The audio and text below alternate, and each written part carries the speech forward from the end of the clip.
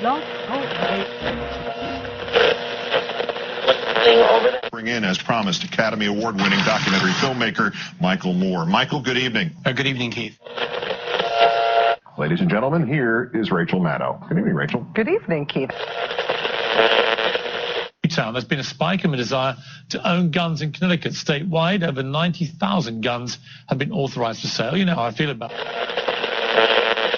You want answers? I think I'm entitled. You want answers? I want the truth! You can't handle the truth!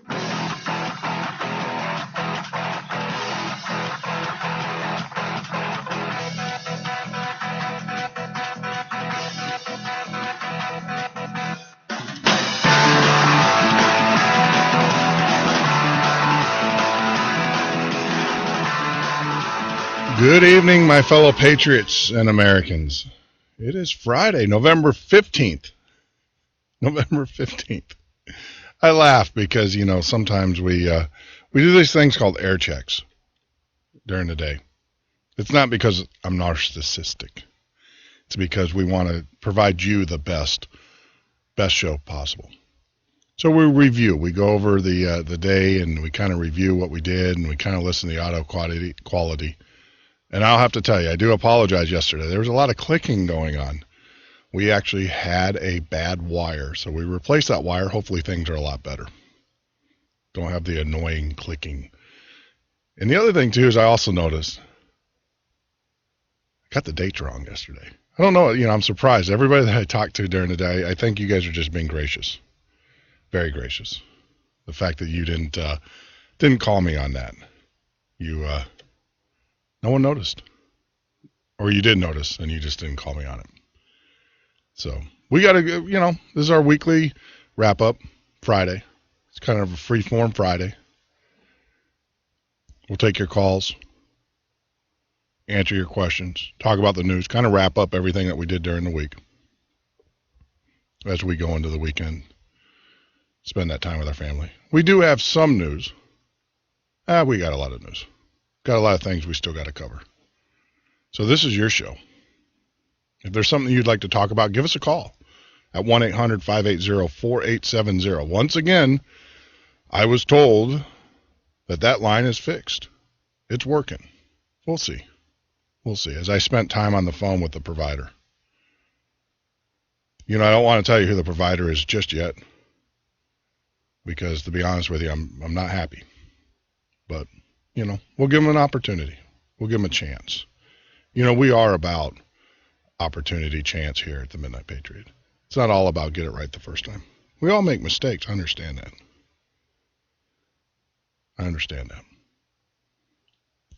I think what the problem, though, is I know all of the liberals out there are saying, well, then why are you so hard on the president and his website? Well, number one, I didn't spend over almost $400 million.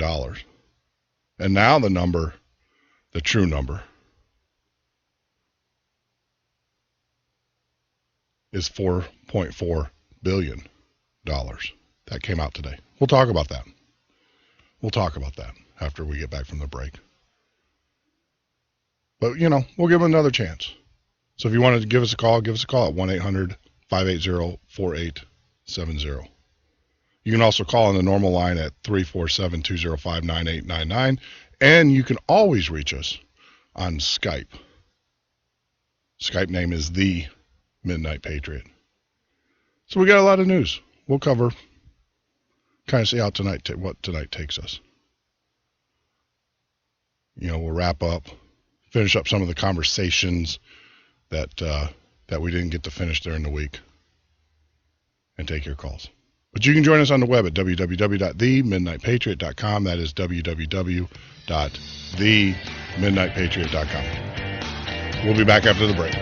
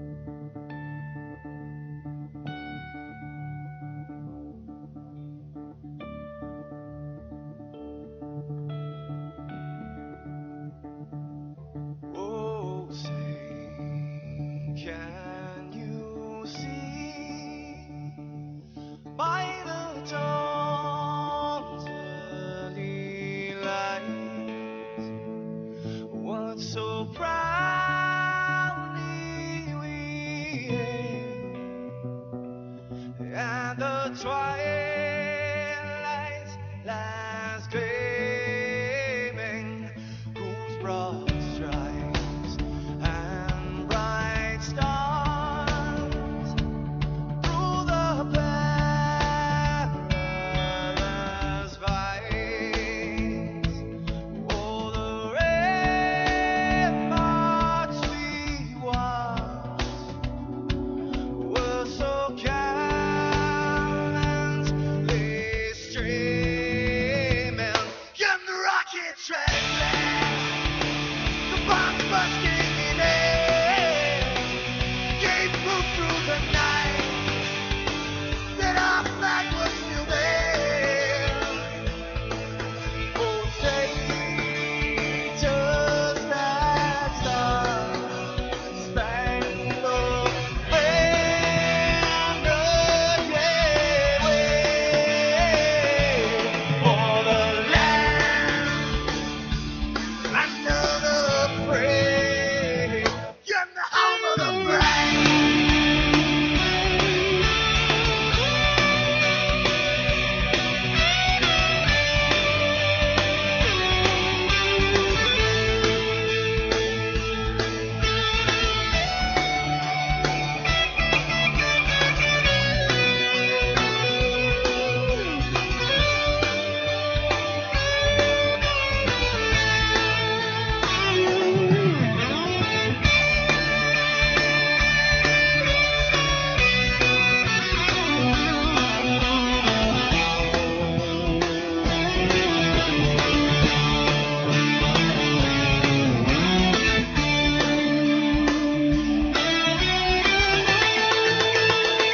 Because we are the brave. Yes, we are the brave. We'll fight you in the name of the brave. We are the U.S. of A. For those unaware, that flag is still there. It's your future to save. Stand of the brave, the U.S. of A.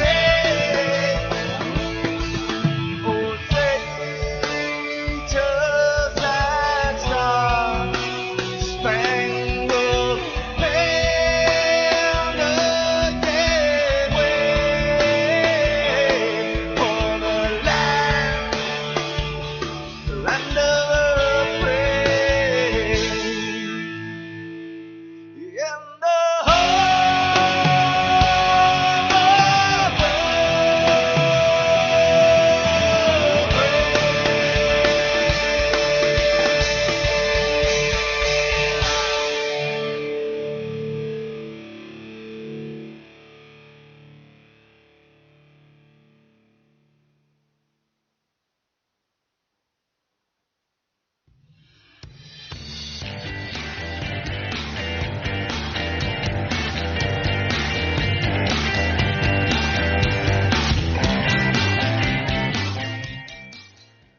Dave Bray, Madison Rising. You're listening to the Midnight Patriot radio show and podcast. I'm your host, Jeff Norton. You can join us here every Monday through Friday, 9 till 12 a.m. Central Standard Time, p.m. Central Standard Time.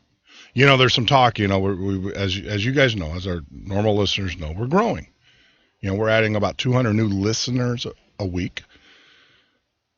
We'll get the numbers at the end of the month. Hopefully we'll be at 3,000 total listeners. 3,000. Now, we would like to get 5,000 before the end of the year. 5,000 listeners to our show at the end of the year. That would be outstanding. That would be outstanding. And the only way that we're going to do it is if you help us. And the best way that you can help us is, tell your friends about us. Like us on Facebook, follow us on Twitter. We're not going to spam you on Twitter or Facebook. We're not going to send you pictures of cute kittens. I got to stop picking on kittens. Even though they are cute. Don't have one. I tried the kitten thing. Just not I'm a dog person. I'm a dog person. So, but yeah, I promise we will not spam you. We will not put those things up there on the site. We'll only talk about things that are pertinent to the Patriot movement and things that we will be talking about on the show. So that's the best way you can support us. If you are a small business and you would like to reach 2,000 plus Patriots a day through our podcast, we ask that you go out to our website, click on the Advertise Us link that are open, and that will give you the rates. I mean, we have some of the cheapest, inexpensive rates in the business. And the way that we do that is because we're not trying, this is not our revenue stream. This is not it. But what we are trying to do is make sure that we cover our costs. And we've been, unlike our government, been very good, actually outstanding, at being able to negotiate cloud storage for the podcast, live feeds so that you can listen. And we pass that on to you by keeping the costs low. So if you are a small business owner and you'd like to reach the Patriot movement daily, we ask that you help support that by going out to our link. But man, what a day. What a day. I just want to, Broadcast Warehouse, I just want to give them a shout out for helping us troubleshoot some issues with our board. I hope our sound quality is a little bit better. We did some adjustments, some tweaks. We are going to be adding some new equipment here in the near future. But they kind of helped us figure out what was going on. They took time out of their day. Now, we get all of our audio equipment, all our professional studio equipment from them. But, the fact that they took the time, listened to the shows, kind of made some suggestions. That was great. That's outstanding. So I just want to say thank you to them. So hopefully we have a little bit better audio quality for you. But what a week. Man, what a week. It started out with major pandemic, talking about the Glock 10 millimeter. Inexpensive ways of shooting, training, practicing. Actually, tomorrow I'm going to be out the range myself, paying my penance. As you know, when you join most private ranges, you got to, dedicate some time. So last year, actually I was out of the country working on a project and couldn't meet my obligation. So this week, I'm actually going to be doing 2 days instead of one. So I'll be out the range all day with like-minded individuals, helping deer hunters get their rifles sighted in and everything. Working the pit. It ought to be interesting. It's supposed to rain tomorrow. But hey, I'm going to be around a bunch of fellow patriots and some good friends. I look forward to it. I look really forward to it. But tonight, I'm here. I'm here with you.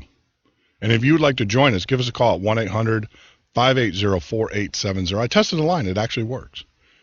It works as designed. So maybe they did get it right. They did get it right. Or you can give us a call on the landline at 347-205-9899. Of course, you can always Skype us at the Midnight Patriot. Now, we also have a new feature. Gosh, we're adding all this technology. It's crazy. It's like Command Central here, the Midnight Patriot. It's what it takes to bring you a quality program.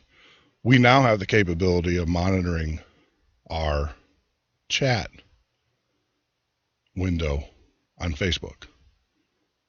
So if there's a topic you don't want to get on the air, but there's a topic you want to hear about, just shoot us a chat. Midnight Patriot is our Facebook name. So those are open for you. This is your show. We've always said that we're just the track. You are the train. You're the train with the message. We just make sure you get there on time. Don't deviate too far from the message. So if you do want to call in, feel free to give us a call. If not, we will just continue right on. I was watching the news today. I haven't had a whole lot of opportunity to watch C-SPAN. That's pretty much the news that I watch. I don't watch mainstream media news. Full of lies. But today, I had the time to sit back and watch the news, and I was watching the House floor. Nancy Pelosi and her gang were up there talking today. And they were talking about how, the Obamacare law is a good law, and, they need to add tweaks to it, and they need to add some amendments to the law and do all sorts of things. I just want to put this in perspective for you. As I was sitting there listening to her try to tell me that the Obamacare law is a good law. The only good law I know, or laws that I know, are the ones that are between the covers of the Bible. That's the only law I know that's good. Seriously. And so, this is kind of draw some comparison here between Obamacare and the Bible. To tell you how, it's that whole saying of, I don't know if you guys heard this, if you can't get them with brilliance, get them with BS, right? So, when you look, I just did some searching. Now, when you look at the Obamacare law, it's about 300,000 words. The law, almost 400,000 words, right? In the New Testament, 181,000 words. That encompasses on how you should live your life, not just healthcare. That's everything. And of course, there's some stories interjected in there, obviously, right? There's some parables. There's some teachings. There's a education. Now, I know a lot of people will say, Obamacare is complicated. It's not really. It's a very simple concept. The concept basically states this: take from those that have and give to those that don't. There it is. That's the law. Now, everything else that's in that book, in the Obamacare law, is wrapped around how to make sure that those that have are taken from. If you read it, truly, that's what it is. It's all about the checks, the systems in place, how the government's going to verify that you have what you say you have.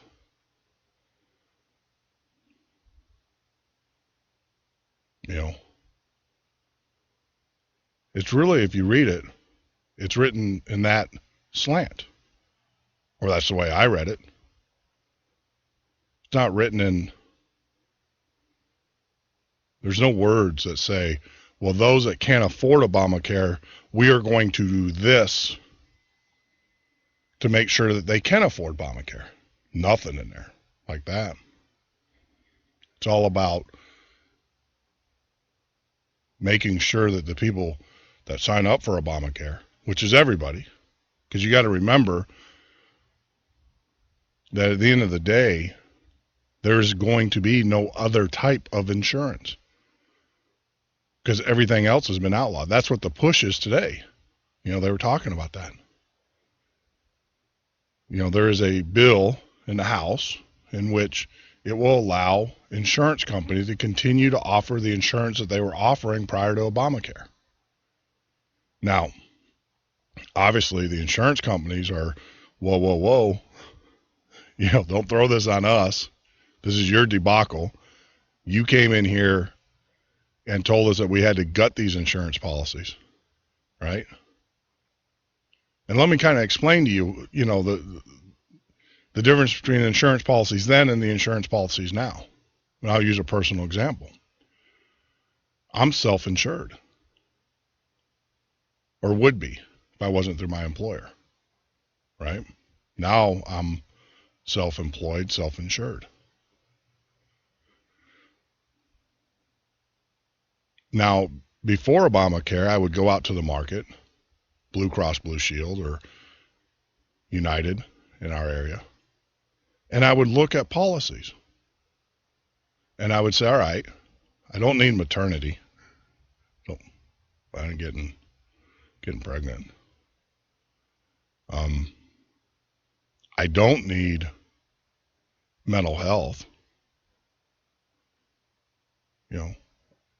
I don't need all of these extra services. And by the time it was done, when I did check with Blue Cross Blue Shield before Obamacare, I was able to get a policy that met my needs for about $340 a month. Right? Now you can't even get it. Can't even get it. My insurance based upon, and I didn't go out to Obamacare, my insurance based upon the calculators that were out there prior to Obamacare to kind of give you an estimate. My insurance, if I wanted the same level of coverage that I had when I had when I was an employee, is almost 10 times that with the deductible. Because when I was an employee, I had 100% coverage. Now I don't have that. So when you factor it all in, I wouldn't, not an opportunity. That's what we're finding out in America today. The other thing too, Miss Sheila Brown. Oh, I know, I already hear it. That was racist. We're going to talk about that too when we get back from the break. This argument that just because you criticize someone who is of a different color or different belief, you're a racist. We'll talk about that. But Ms. Sheila Brown, talking about today, this tells you how uninformed those that represent us truly are. Got up there today and said, no one's losing life insurance. It's not part of Obamacare. Ms. Brown, most of us get our life insurance through our health care plans at work. Most do. Now, some of us have life insurance outside of work, but most will get life insurance as part of their work. My insurance, when I was working as a contractor, was provided by my employer equal to my pay. And then I would always buy the maximum over that, sometimes 3 times over. And then on top of that, I would buy accidental death and dismemberment. That all went away. Most employers don't offer that anymore, as they kick employees off and throw them to the exchange. So when you stand up there, get informed. Get informed before you spew your lies. But that just goes to show me how out of touch you are with your constituents. It really does. And you know what's really ironic? The irony of it all is Congress gets life insurance. As members of Congress, as a benefit. So she can't act like it's not a standard practice because she benefits from it too. But she's going to stand up there and say say that it doesn't, there's no life insurance being taken away from Obamacare. It's amazing. It's amazing. Utterly amazing. So yeah, so with my research, like I said, look it up. Bible, the total Bible has 774,000 words, thereabouts. 750,000.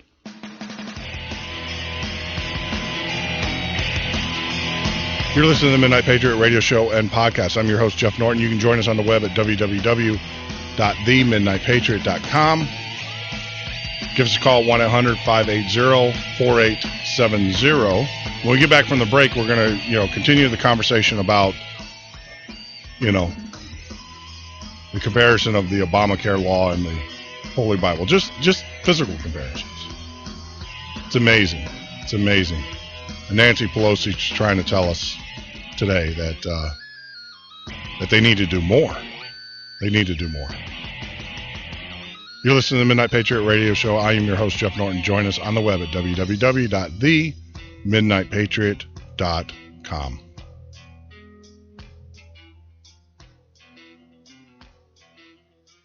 Well, they say that the country's done. They say that the stock market's gonna crash. They say that every single one of us is gonna let down while they walk across our backs. But I'ma stand up. I'm gonna put my fists in the air. No, I don't wanna have to bring my guns, but I'll be ready if it goes there. But you can let down if you wanna. You can run away if you wanna. You can pretend that this is totally okay if you wanna. You can play dead if you wanna. Get what they said if you wanna. Turn your back on the country and you right now. But I don't wanna. So let's stand up, put our fists in the air. No, we don't wanna have to bring our guns, but we'll be ready if it goes there. 'Cause we're the epitome of what's left of the USA. We're hardworking, honest, and we make our money the good old-fashioned way. But you can lay it down if you wanna. You can run away if you wanna. You can pretend that this is totally okay if you wanna. You can play it dead if you wanna. Forget what they said if you wanna. Turn your back on the country and you right now. But I don't wanna.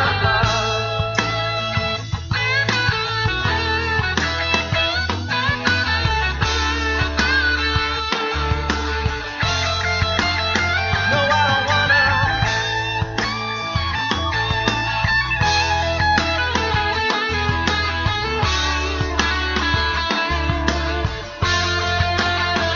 Well, they say that the country's fine.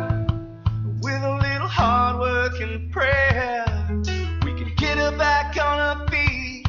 'Cause I believe she belongs there. So let's stand her up and brush off the dirt and dust. A Lady Liberty needs our help from every single one of us. But you can lay it down if you wanna. You can run away if you wanna. You can pretend that tyranny is totally okay if you wanna. You can play it dead if you wanna. Get what they said if you wanna. Turn your back on the country and you right now. But I don't wanna.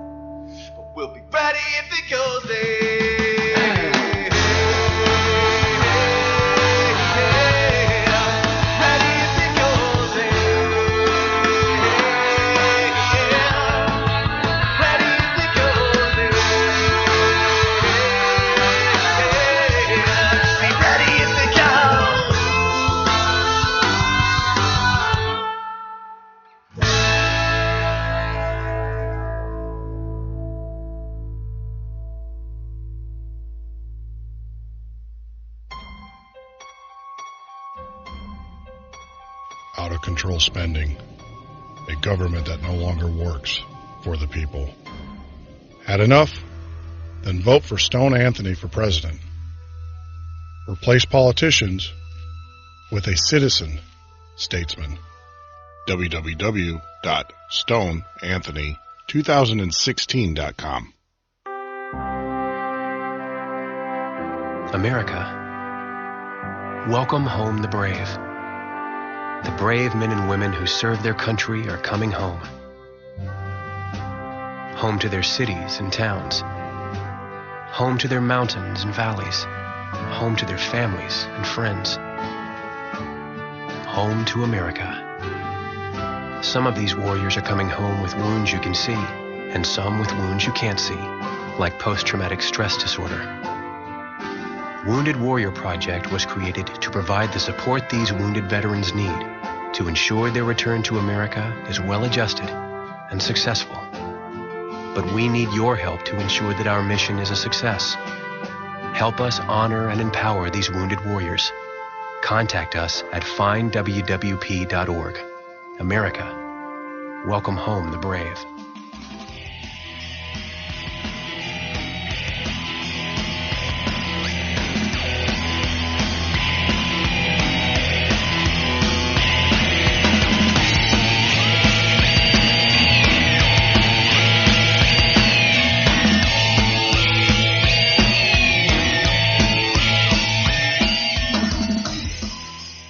You're listening to the Midnight Patriot radio show and podcast. I'm your host, Jeff Norton. You can join us on the web at www.themidnightpatriot.com. 1-800 number's open. Give us a call at 1-800-580-4870. That's 1-800-580-4870. You Skype us. Take Skype calls. Actually, I'm talking on Skype right now. Chatting. Skype name is The Midnight Patriot. You know, right before we went off the break, we were kind of wrapping up some of the research I did today. Just curiosity. Just, it kind of struck me that Nancy Pelosi, that shouldn't strike me, sat up there and talked about how wonderful the Obamacare law is. Almost praising it, like one would do the Bible. And so I started to compare the Bible and the Obamacare law.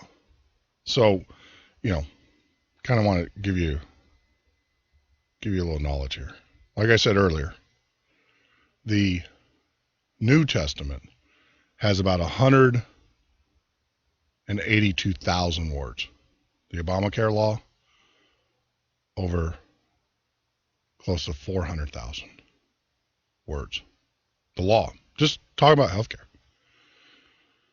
The Bible, as we all know, talks about life. And it has some, has stories, parables. It's just amazing. As she sits up there and says she can't think of anything greater than this. It's all, they're worshiping this law. Why are they worshiping this law? Because it shifts. It shifts personal privacy, personal beliefs, money, shifts it from the individual and gives it to the government.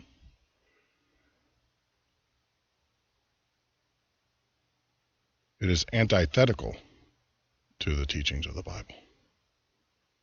That's why they worship it. Because of them, I'm a firm believer. I'm a firm believer that they want complete control over us. Their actions have shown that. Their unconscionable ability to lie to you shows you that. That's just the Obamacare law.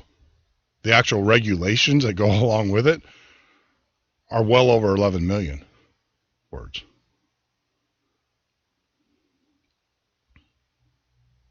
stand well over 6 feet tall, if stacked up. I'm sure you've seen the pictures. It's just unbelievable. It's just unbelievable. But of course they are, they're worshiping it.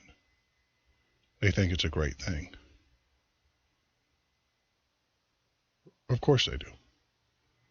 Because it, like I said earlier, it takes the power that we as citizens, as individuals, have over our lives, and it transfers them over to the government.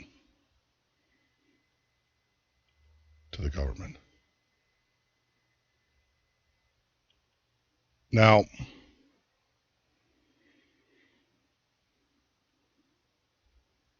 we talk a lot about the problems here. And that's not what our goal is, the Midnight Patriot. But I think it's very important that we understand the fight, the battle that we're in. Knowing's half the battle, right? Remember those from the old G.I. Joe cartoons? Knowing is half the battle. And that's the truth. We have to know what we're dealing with. We have to know that we are dealing with lawless, manipulative, evil, and I use the word evil in this case because there are things that they have done, things that they are doing that by definition would be considered evil. The fact that they are forcing religious organizations to go against their teachings by forcing them to prepare or to participate through the Obamacare law in abortions, things that go against their biblical teachings, go against the Word of God. Last time I checked, that was evil. They are using Sal Alinsky's book, Rules for Radicals, as their Bible for how they're taking over systematically this country. And that Rules for Radical, as we've reported on many times, he dedicates that book to Lucifer. You got to read it. That's why I tell everybody, go out and read the book or just Google it. It's out there. Put it out there in your favorite search engine, not necessarily Google, because they'll tag you.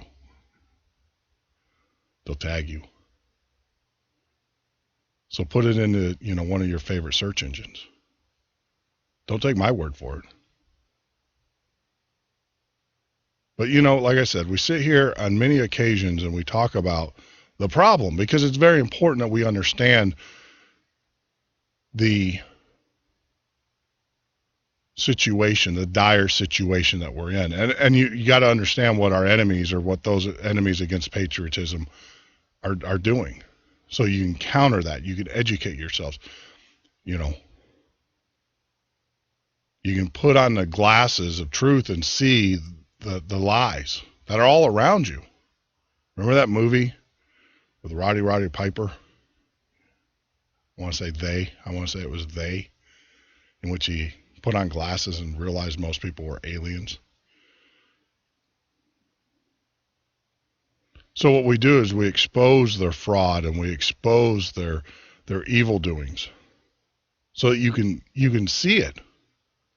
Because once you see it and once you're enlightened to it, you'll be able to steer away from it. Now, granted, it's all around us, be it popular culture, media, everything. It's around us. So maybe you can steer clear of it. One of the ways that I steer clear of it is, I don't watch news. I don't watch the brain drain. Very selective on the shows that I watch. I was watching, as I've been awoken, I've been watching some TV shows, and I'll be honest with you, shows that I used to enjoy, shows that I used to like. I watch them now with disgust. Because they're pushing the agenda. Just horrible. But, you know, we do talk about solutions. What's the end game? The end game is basically there's going to be a point in which we, as a nation, as a movement, as a patriot movement,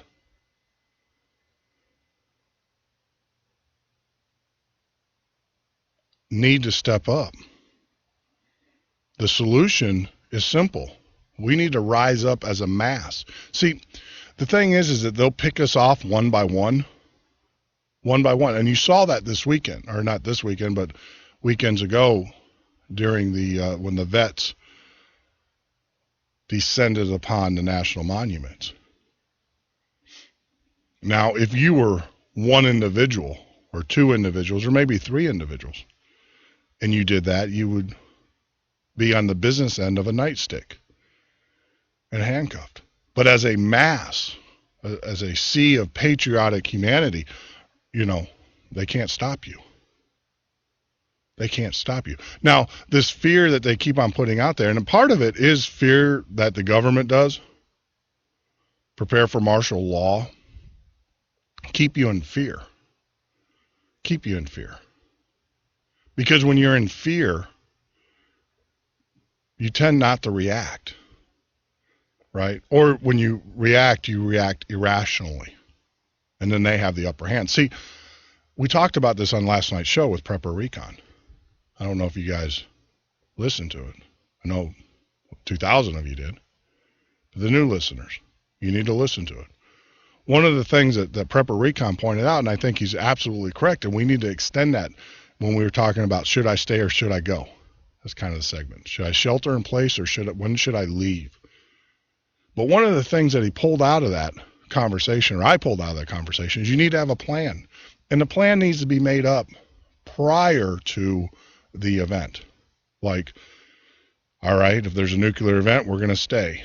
If the government says leave, we're going to, you know, have those rules of engagement. Because I can promise you the government has their rules of engagement. We hear about them every day.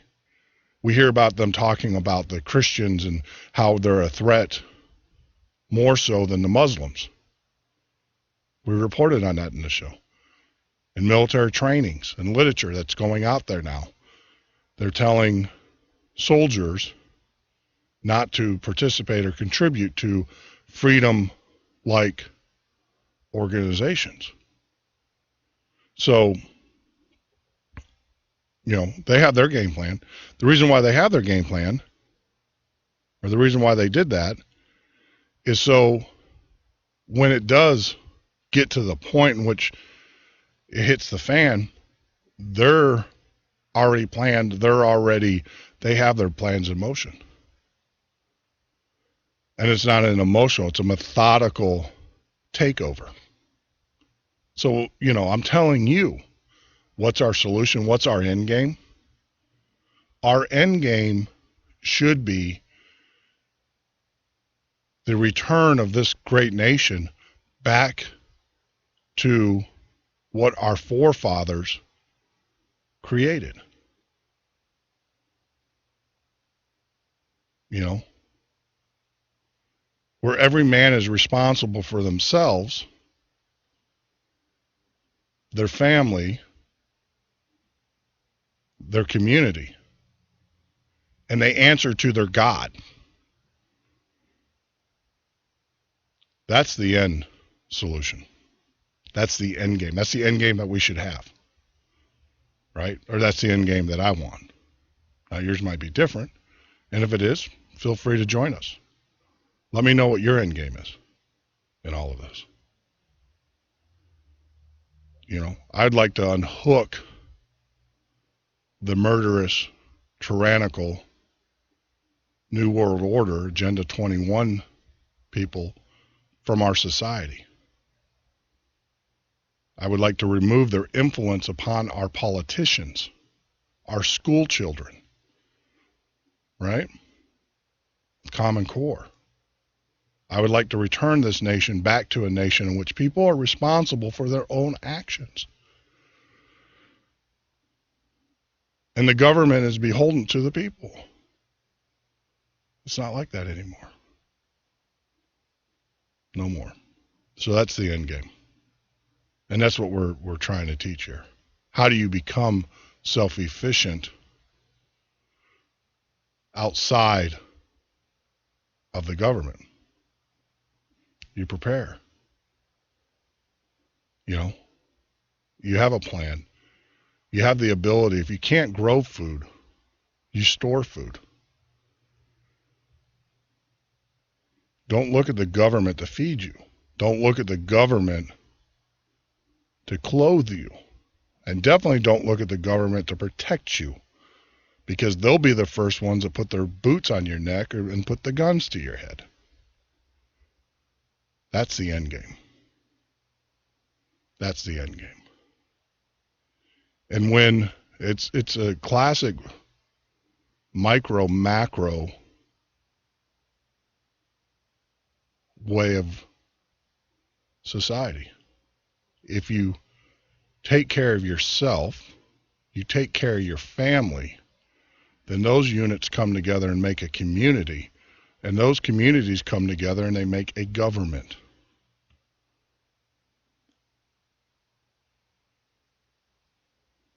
That's how it works.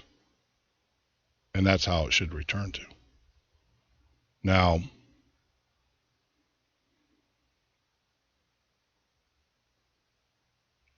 you know, we need to come together as a people. That's why we always talk about you need to get outside of Facebook and social media for your answers, and you need to join up with other groups, other individuals like-minded. Find them in your area and join up with them. Because Facebook and all of those things, as we know, can be turned off. You can be blocked. We've had guests on the show talking about how they were too radical in their speech and they were blocked from Facebook. The government, the federal government, well, I don't want to say the federal government, but a judge actually told the federal government that they have to divulge the kill switch. There is a kill switch out there for the internet. And the government and a judge, rightfully so, said you have to divulge it. You have to tell us how it works.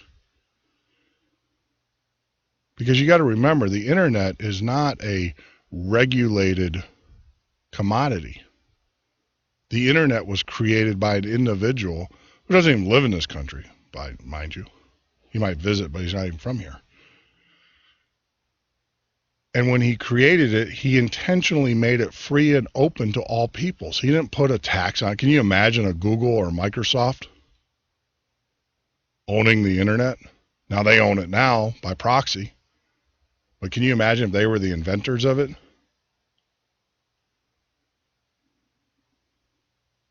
But no, this individual that created the internet, and it wasn't Al Gore, by the way.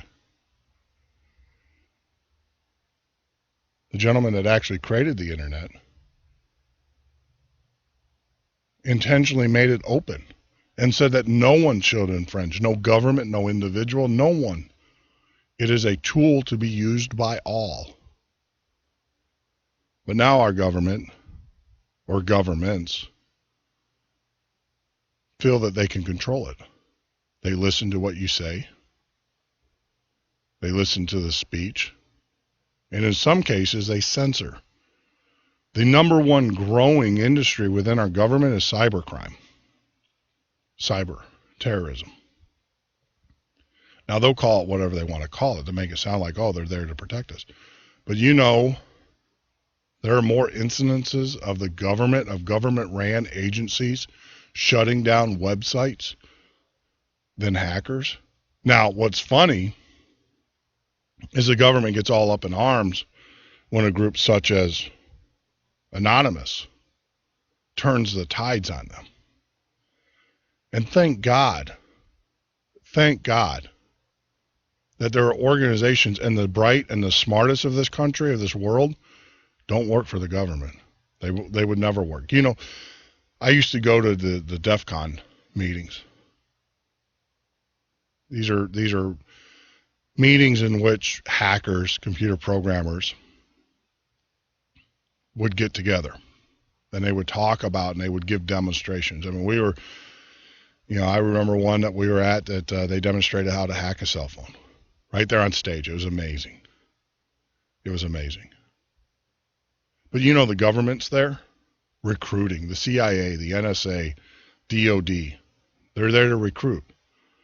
And typically the ones that, I've always said this, if you're a good hacker, you never got caught, right?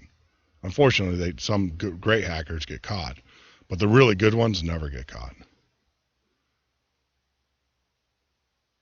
But the reality of it is our government is hiring those individuals. There used to be in the computer industry a time and when remember Norton antivirus? Remember that? They're still around. You might have it on your computer now. Used to pay people to write viruses for them. Now, their mindset was someone's eventually going to write that type of virus, so we'll pay someone to write it. So you would write a virus as a programmer, and you would submit it, and they would pay you if it was unique. And then, of course, you had to give them the source code so they can counter it. But going back to my point, the number one growing industry within the national security, or actually within the United States, is cyber terrorism. We reported on this show about a week ago, or earlier this week, about the buildings that are going up for spying and cyber terrorism. If you added up all the square footage, it would be 11 times larger than the Pentagon. 11 times larger than the United States Pentagon. You're listening to the Midnight Patriot radio show and podcast. When we get back from the break, we're gonna talk about this. We're gonna talk about the government's use of technology to suppress our rights, to violate our constitutional right to privacy. And we might give you some tips on how to counteract some of those things. You're listening to the Midnight Patriot radio show and podcast. Join us on the web at www.themidnightpatriot.com.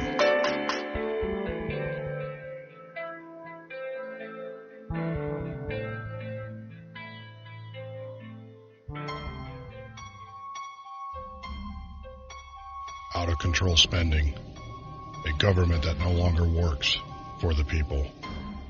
Had enough? Then vote for Stone Anthony for president. Replace politicians with a citizen statesman. www.stoneanthony2016.com.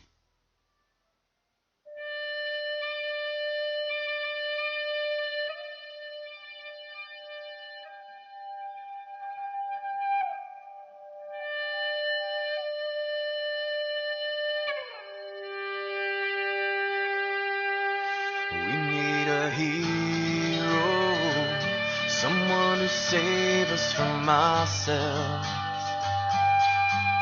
and our own self-destruction.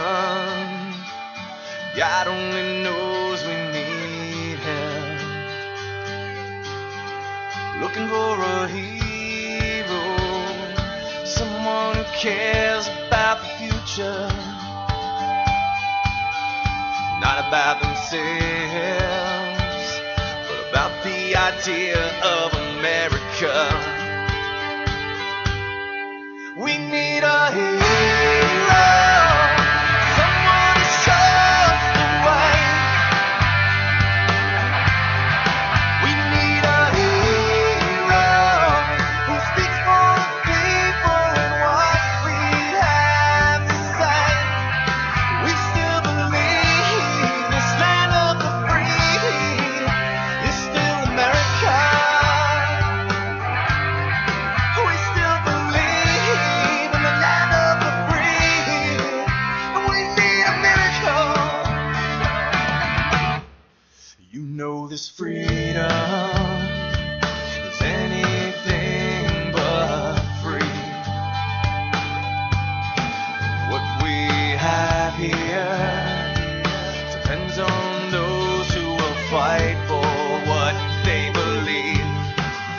stand together.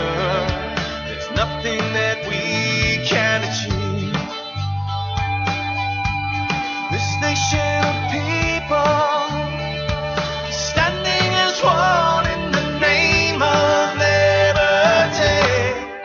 We need a hero, someone to show us the way.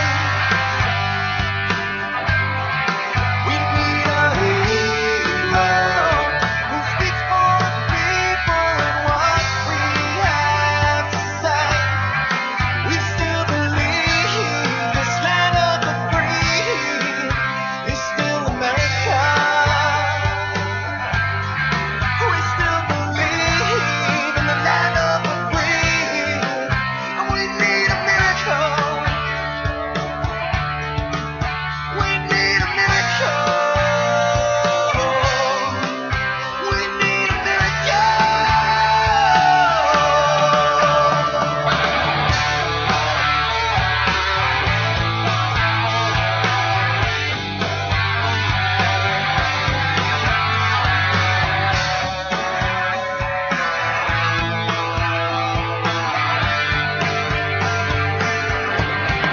We need a hero, someone to show us the way.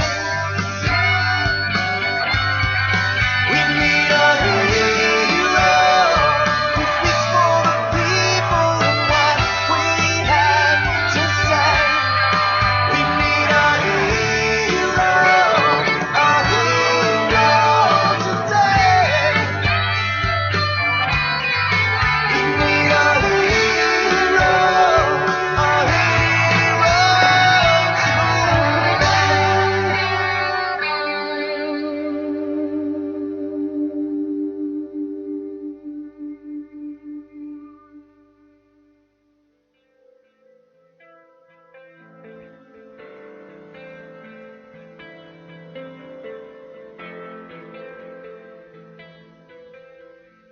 You're listening to the Midnight Patriot Radio Show and Podcast. I'm your host, Jeff Norton. You can join us on the web at www.themidnightpatriot.com. Like us on Facebook. Follow us on Twitter. We won't spam you. That's a no spam guarantee. We'll only send you information related to the show. Now, starting next week, we're going to be doing some, got a pretty cool piece of software in here, playing around with. So next week, we're actually going to start tweeting the topics ahead of time to you. So that way you guys can kind of prepare, kind of know what we're going to be talking about. But right now, we're talking about technology and the use of its,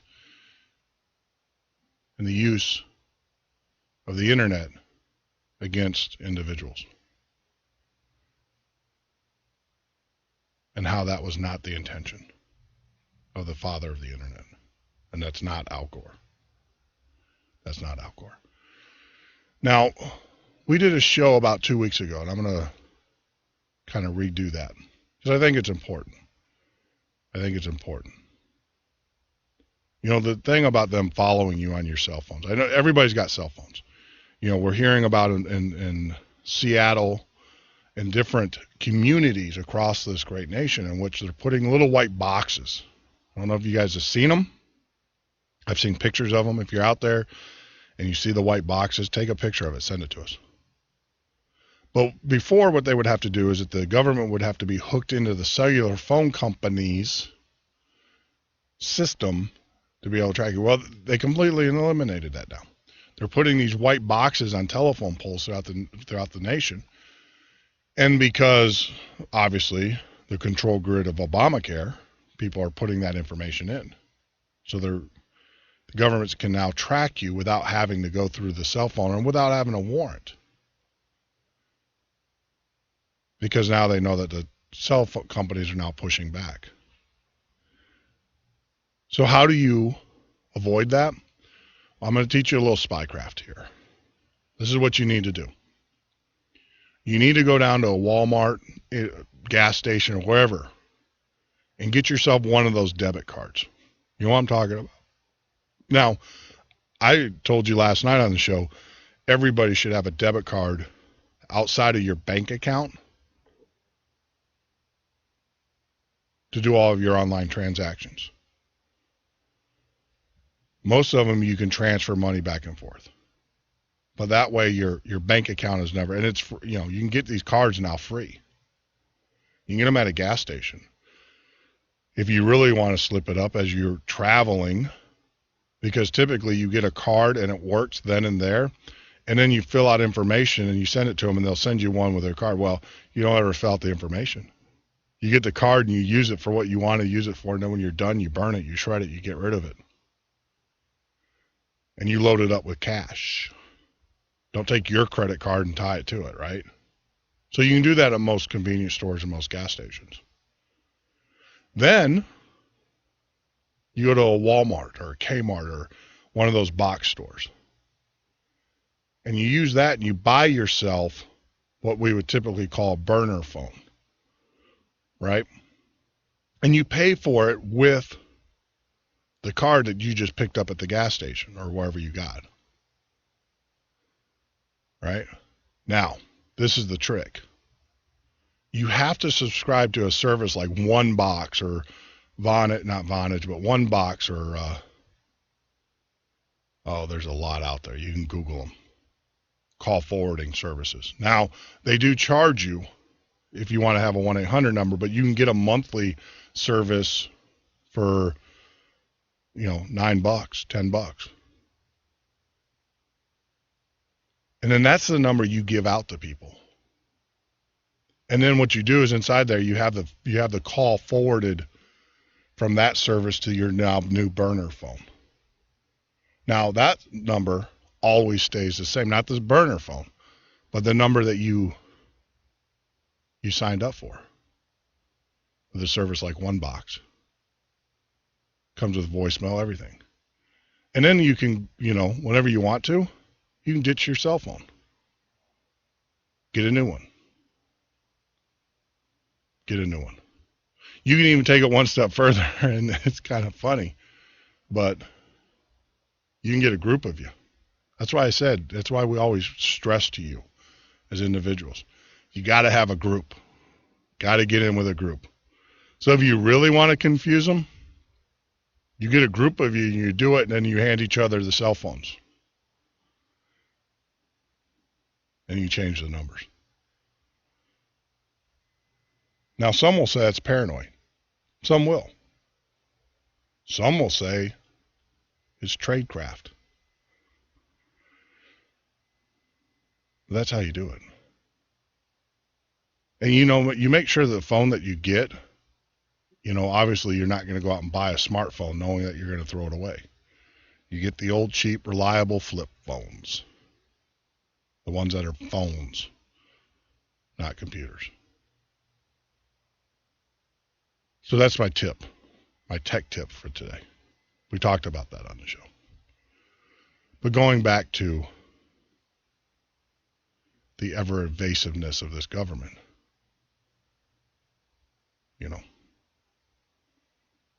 you got to protect yourself. They're snooping. When you sign up for Obamacare, they got your IP address. They know your provider. They have your cell phone number. They can take that information. Anybody who has access to the right information can then take that information and build a complete financial profile of you. They can do all sorts of things. And a lot of people say, well, I have nothing to hide. Well, yes, you do. I am sure there are things that you do or things that you have done that you don't want people to know about. And it might not be bad things, might not be criminal things. You might not want your employer to know that you have X amount of dollars in your bank account, because when it comes time for them to give out raises, they want, they look at that and say, well, he's got a lot of money in the bank. You don't want your employer to know that you're now sick, possibly could have a terminal disease. You don't want them to know that, because when it comes time for them to let you go or make a decision to let people go, you might be on that list.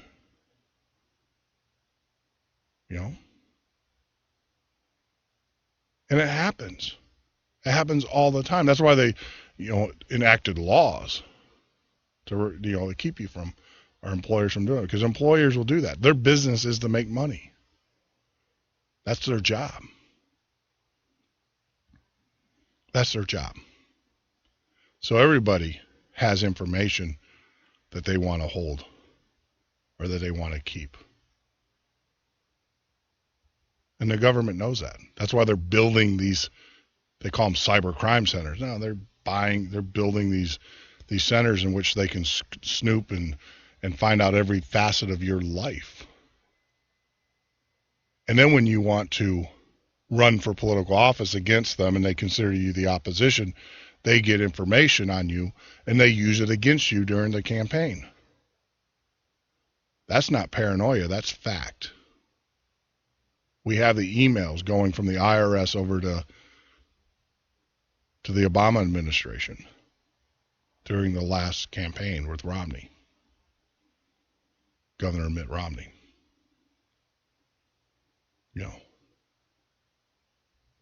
Remember the Clintons? How Mrs. Clinton was caught with FBI dossiers on political opponents. Remember that?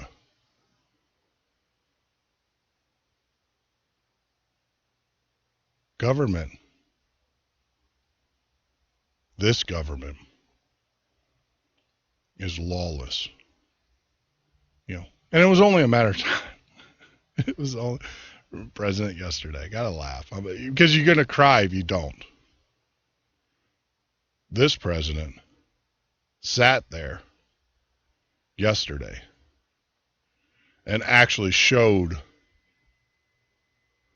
some humility, right? It wasn't. It was all a scam. We talked about that on last night's show.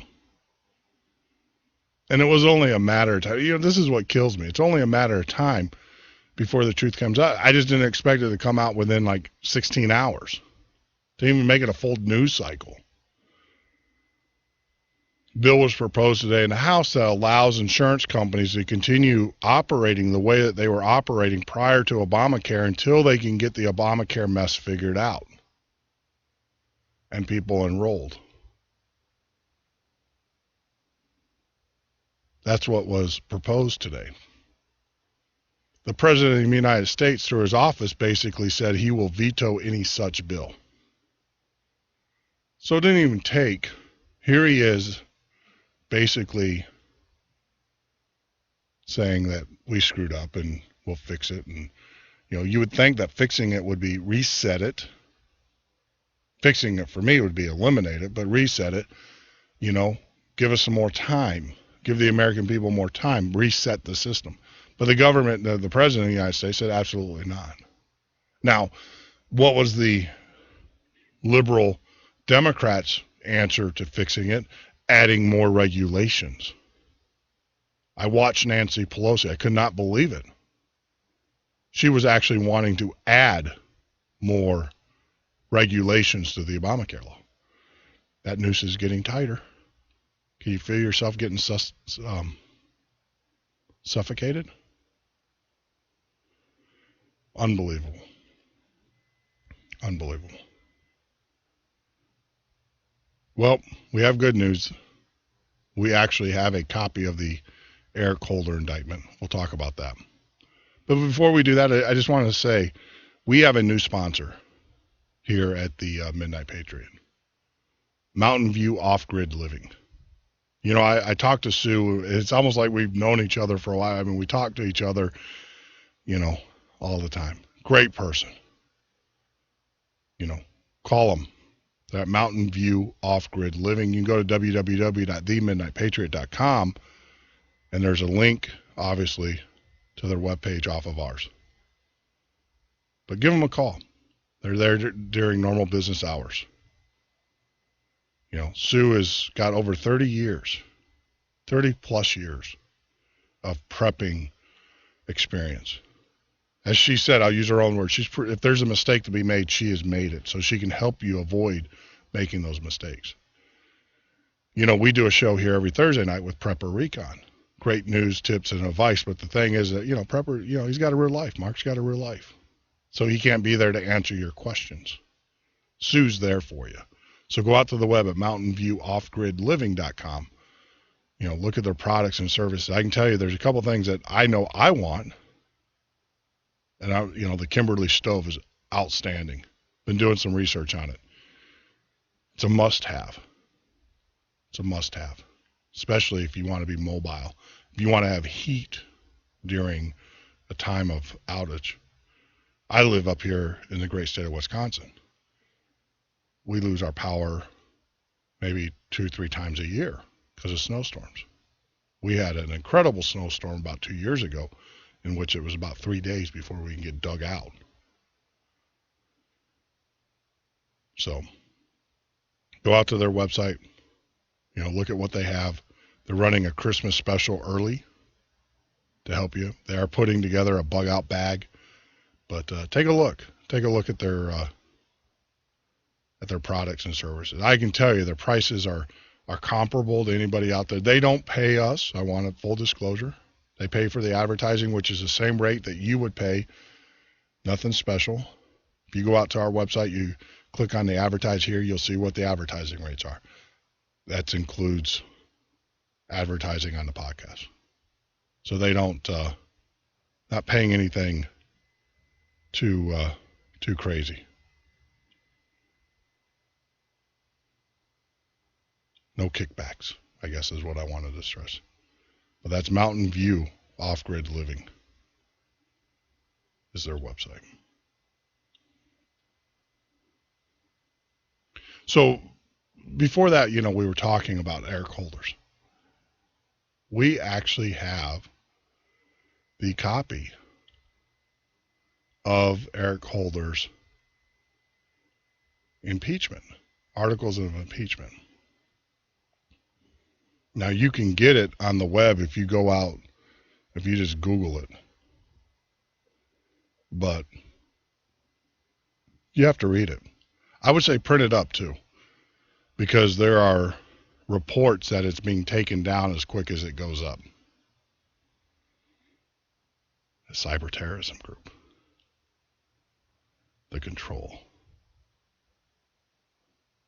But I would highly recommend that you read it. It's out there. So it's no longer a backroom conversation. It is actually something that is moving forward. We talk about this administration. I kind of alluded to it as we came back from the break. Didn't take this president long, did it? I knew he was going to show his true colors in a matter of a couple of days, but I didn't expect it to be under 16 hours. But, hey, when you're pathological like that, what do you expect, right? But here's some interesting news. Andrew McCarthy is a lawyer, prosecuted World Trade Center bombers after 1993. Basically, Andrew McCarthy is a former federal prosecutor, best known for putting away the terrorists behind the 1993 World Trade Center bombing, and he just wrote a column for National Review Online talking about the president's broken promises and coming right out in this piece, Andy, and saying that Barack Obama is guilty of fraud, serial fraud. Right, serial fraud. Explain it. Far more serious than people who routinely get prosecuted by the Justice Department. Just the lie about if you like your plan, you can keep your plan, which basically just scratches the surface of the fraud here, was repeated systematically and numerous times, years after we can prove that he knew what he was saying was not true. We have millions of victims. There'll be untold billions of losses here. And if you look at what the U.S. Attorney's guidelines say about prosecuting fraud cases, they talk about frauds of big classes of people, like people who are in the market for purchasing insurance on your own rather than getting it through your work, or frauds on the entire American people. And if ever there has been a fraud on the entire American people, it's this one. And I would say, Megan, this business about you want your plan, you keep your plan, is just the beginning of it. Remember, he promised premiums would go down $2,500. Premiums are skyrocketing everywhere. They knew that. He told the American people there would be no taxes. He actually scolded George Stephanopoulos for suggesting that Obamacare was a tax. And then his lawyers went into the Supreme Court and argued that the plan should be upheld because it's a tax. Successfully argued. Right. So we're not talking about, we're talking about serial fraud on multiple levels and multiple different misrepresentations. If this were the CEO of an insurance company who had gone out there and done this with the American people, what would you have done as a former federal prosecutor? Oh, well, he'd be prosecuted in a heartbeat.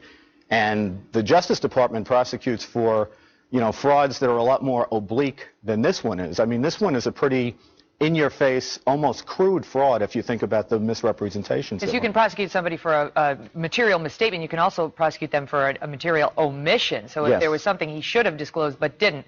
But this is all an exercise in just, theoretical discussion, because nobody's going to indict the President of the United States. What is the remedy? If people believe, as these polls tonight suggest they do, that they've been intentionally lied to by the President of the United States, what is the remedy? Well, look, the remedy the framers gave us for reining in executive excess, especially if it gets this abusive, is impeachment. Now, impeachment is a political remedy. It's not a legal remedy. So even if you can prove high crimes and misdemeanors, and I don't think there'd be any problem actually proving them, it doesn't even make sense to have that discussion until there's a political appetite in the country to actually remove the president. I don't think we're anywhere close to there at this point. However, this is a big, scandalous scheme. And the more you look at it, the more systematic dishonesty is just rife all the way through it. There you go. Former prosecutor, World Trade Center bombings, 1993. Yeah, and he's right. Andrew's right there. The problem is, and this administration knows it, that we don't have the political gut or backbone to go after this.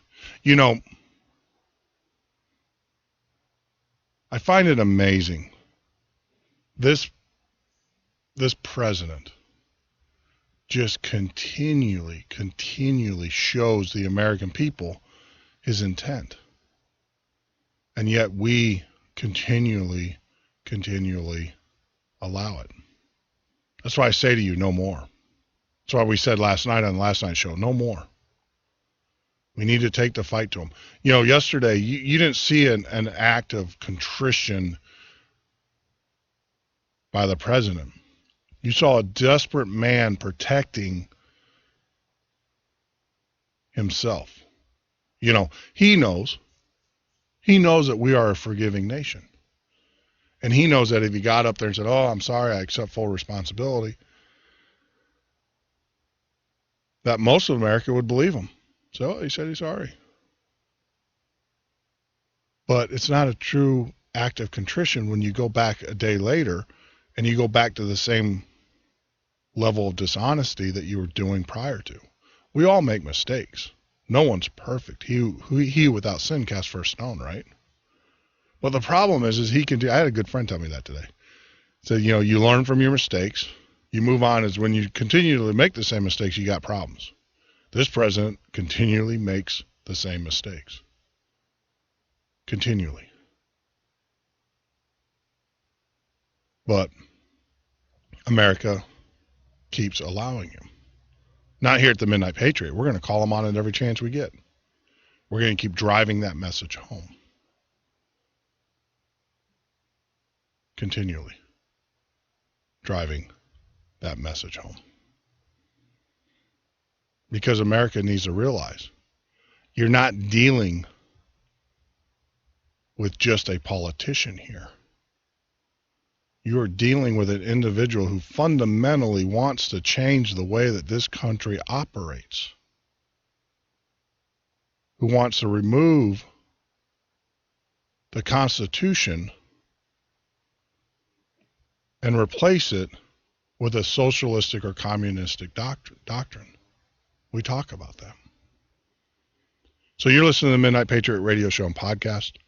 Join us on the web at www.themidnightpatriot.com. You know, we're going to, when we get back from the break, we're going to talk about, you know, an anti-gun person who's actually threatening gun violence. It's amazing. Just call it if it's good for the goose, it's good for the gander segment of the show. But we'll talk about that a little bit later. So you're listening to the Midnight Patriot Radio Show. Join us on the web at www.themidnightpatriot.com. Like us on Facebook. Follow us on Twitter. Tell your friends about us. Help support our message. Help get the word out. If everybody on Facebook that was listening, all of our 2,000 plus listeners right now, just invited 10 of their friends, we could double our audience almost overnight. That's all it takes. When we get back from the break, we're going to be talking about the politician who's anti-gun but uses gun violence to intimidate their opponents.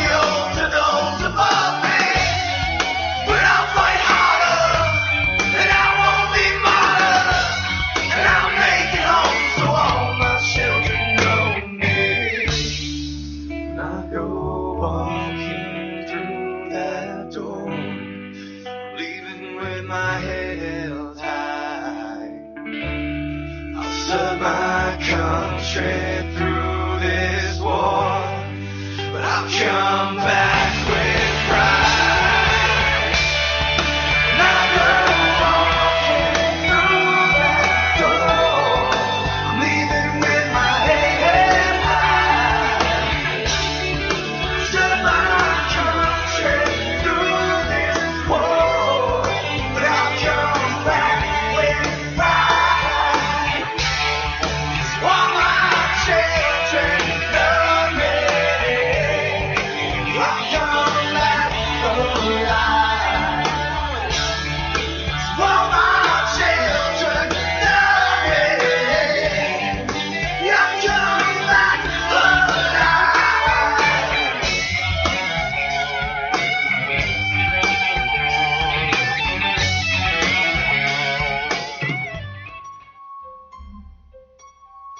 out-of-control spending, a government that no longer works for the people. Had enough? Then vote for Stone Anthony for president. Replace politicians with a citizen statesman. www.stoneanthony2016.com.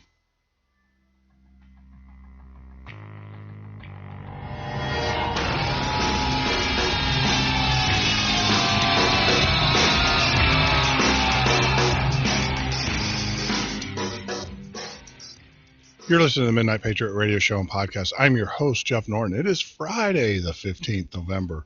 Man, it's amazing the week has flown by. It's amazing. It's amazing.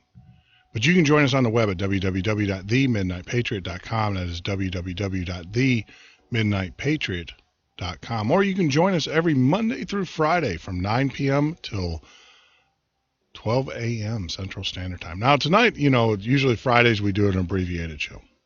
We usually do a 2-hour show because we don't have any guests or anything. But if you'd like to be a guest on the Midnight Patriot show, go to our website, click the Contact Us, put in your name, your information. We'd love to have you. Now, you don't have to be an author. You don't have to be a political figure.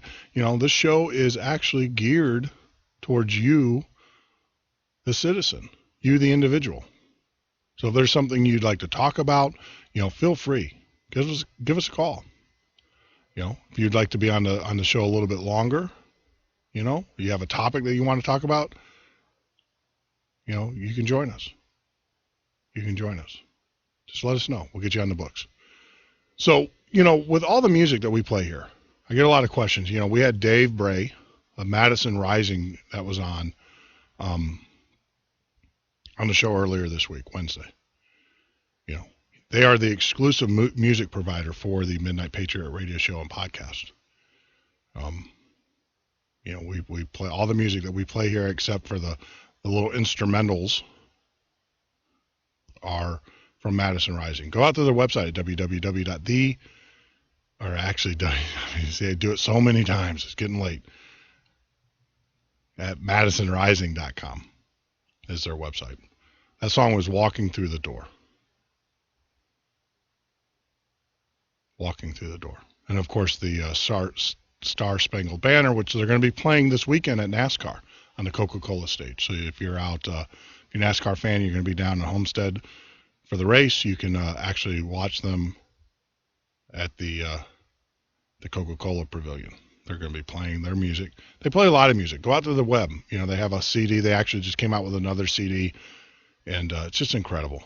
Incredible music. Great patriotic, good music. Dave's a good guy and everything. Marine, soldier, Navy corpsman. It's amazing. So, highly recommend you support them in their efforts so that they can continually put out great patriotic music. The Star Spangled Banner is just incredible. It's great song. All their music. I love their music. But getting back to topic here, we find it's kind of funny that the huge anti-gun proponent, and this just goes to show you the mentality of these individuals. They want to take away your right to carry. They want to take away your Second Amendment rights, but then when it's convenient for them, they want to ignore the law. And actually, not only ignore the law, they want to threaten people. Here you go. This is just utterly amazing. This is, kind of give you a little backstory. I want to give you a backstory behind this. Back in September, 2 anti-gun state senators, Angela Gruden and State Senate President John Morsi, were recalled because they supported gun control laws that were passed in Colorado. These are Colorado, remember the gun control laws where they pretty much outlawed shotguns, magazines, Magpul's a great firearms accessory manufacturer right there in Colorado. they're going to run them out of town, run them out of business. You know, so she sat there, and Angela Giron, Giron, is in a recall. What was her response to the recall? Here, let me play it for you. Here's her response to those that were trying to recall, trying to execute their constitutional rights.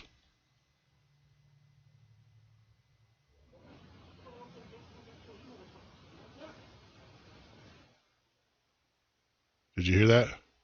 You can barely hear it. And I do apologize for the audio. I'm going to go home and get a gun and come back and kill you, mother effers. Would you like that? That actually came out of the Denver Post. And I wish we could have had it.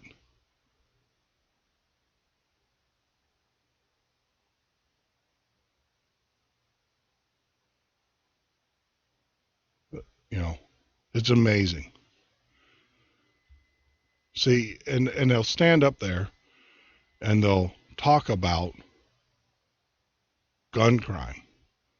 Now, I can tell you,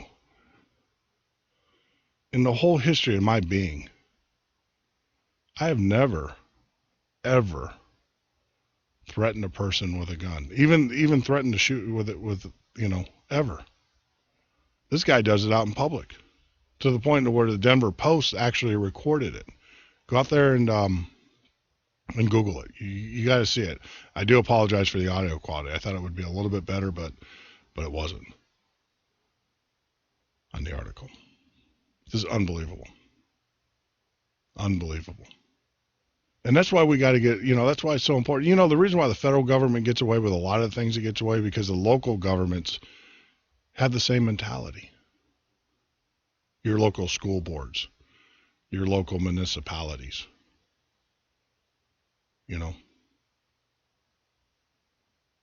We talked with I'mAnAmerican.org, that organization trying to do an Article 5 convention. I think that we got 11 states. We need 36 in total in order to push a Article 5 convention to pass a balanced budget amendment, which means the government has to provide a balanced budget every year. The only way that we're going to be able to get those is if we take over the local governments and then our state governments. That's why the McAuliffe election was important. That's why it was important. All is not lost. We talked about this on Monday. All is not lost with McAuliffe. Now there's apparently some investigation. I don't think they're going to reverse it, but there is some investigation of the fact that there was voter tampering. There were members of the Black Panther movement who were actually intimidating voters in a predominantly Republican area not to vote. So we'll have more news on that earlier this week. But you can affect change. Remember the conversation on Tuesday we had with Lisa Marie Johnson of the Nye County, Nevada GOP? Obviously a liberty-minded person. She's actually at the RNC this week taking classes. Could be listening. I just want to say, Lisa, it was a pleasure talking to you. Can't wait till you get back and we can have some conversation. Can't wait to get out there. Get out there to Nye County. It's kind of funny. I always thought I'd come out to Nye County and go to Area 51, but no, I'm going to come to Nye County and I'm going to go to the GOP office. That's my number one list on my sightseeing list. But, you had an opportunity to listen to Wednesday's night show with Lisa Marie. Incredible. Ron Paul supporter, got into her local GOP, third largest county in the United States, and was able, by the time she was done, and she's still not done, she was able to become the director of the Nye County GOP Republicans. Very conservative group, liberty-minded individuals. Great story. It's been a great week. with all of our guests on the show. You know, started out with major pandemic, with Lisa Marie on Tuesday, followed up by Dave Bray on Wednesday. Thursday, of course, we had Prepper Recon with Mark. That was, we always have great conversations. You know, the problem is when Mark and I get on the air, sometimes we forget that you're here with us. And we get in our own little conversations. But hey, you know, the best way to solve that is join the conversation. Give us a call at 1-800-580-4870. That's 1-800-580-4870. Skype us at The Midnight Patriot. Love to hear from you. Really would. Love to hear from you. And I know that some of you guys, are afraid to talk on the radio. That's fine. I get it. But you can also chat with us on Facebook. We have a link here so that it actually shows up. I've actually been chatting with a couple listeners. And believe it or not, tonight's show has been driven by them, by topics that they wanted to hear. So thank you. Man, it's been a great week. I don't know what you guys have planned for your weekend, but I hope it's something to do with your family, your church, your community.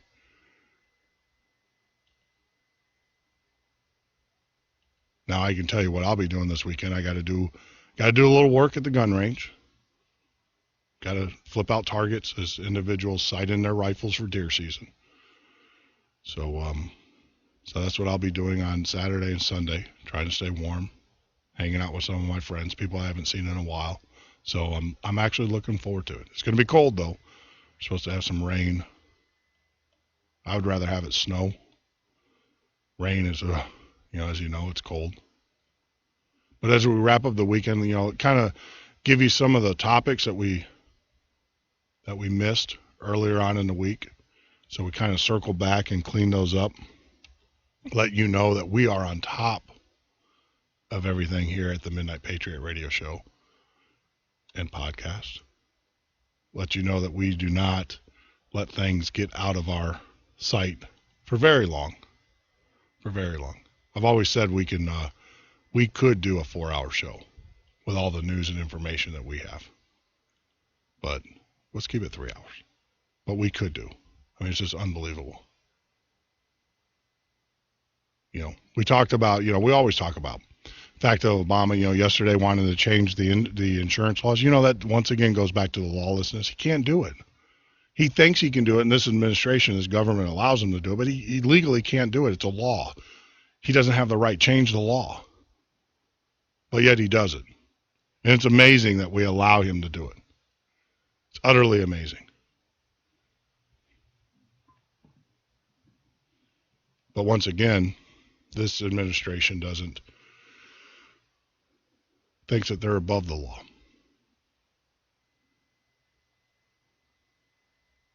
It's kind of wrapping up. We reported on Monday that we had Chinese troops on American soil. Of course, China's out there acting like the great savior, the great friend, the great pal of the United States. There's a type of theater that goes on in China, and it's beautiful. If you ever have an opportunity to see it, it's basically done with puppets.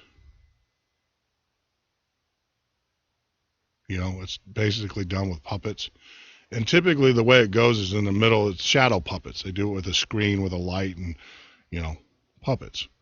So you're watching that action, but what you're not seeing is the monster that's growing on the side of the screen, because you're so enthralled in the action at the middle, the little puppets and the action that they're doing. As you're watching that, though, there is a dragon, typically, because that's the way that they do things. That's that type of theater that they do.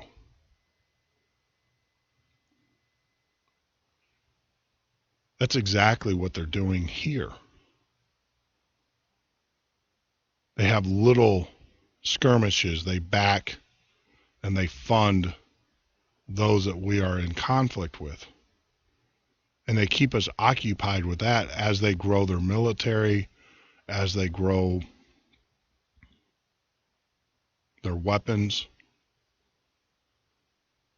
They even go as far as act as our friend, and we allow them, this administration allows them to come on our soil and participate in our exercises in which they gain insight into our infrastructure. Now, you got to imagine, they don't have to fight us with force, with troops.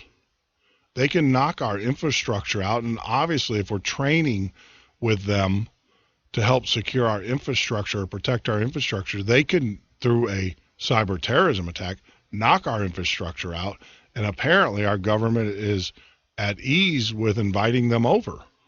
Why else would we train with them during a emergency as such? It's just amazing. We talked about that earlier.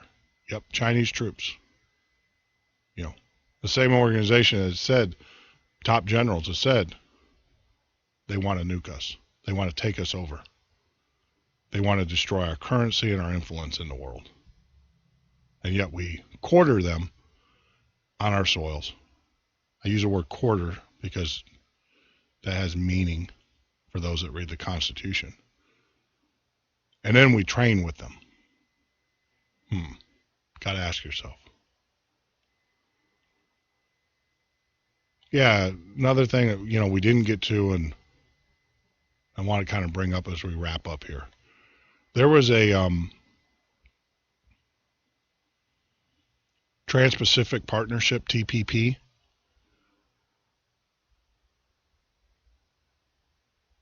Now, on its face, once again, because that's the way they do things, it sounds like it's a great thing. Oh, yeah, it's all about protecting copyright infringements. It's all about protecting rights of the individual, or rights of the music holder or the cartoonist or whatever, copyright holder. So they passed this law, or this treaty. The problem with it is they can then use this treaty, even on this show. We play clips. We do things that are considered under our law fair use. Well, under this treaty, it can be considered non-fair use. I've actually had that happen on YouTube, where I played a clip and my YouTube videos have been blocked in certain countries, because mainly Muslim countries, because it was offensive. If it's offensive to you, the Muslims, usually I'm playing the stuff that you're doing. It's amazing. It's utterly amazing. I'll play video. I played some videos or audios of them beheading Christian priests as they were saying Allah Akbar. It was their video. They recorded. I wasn't there. The only time I would go over to a country like that is after their desert was turned to glass.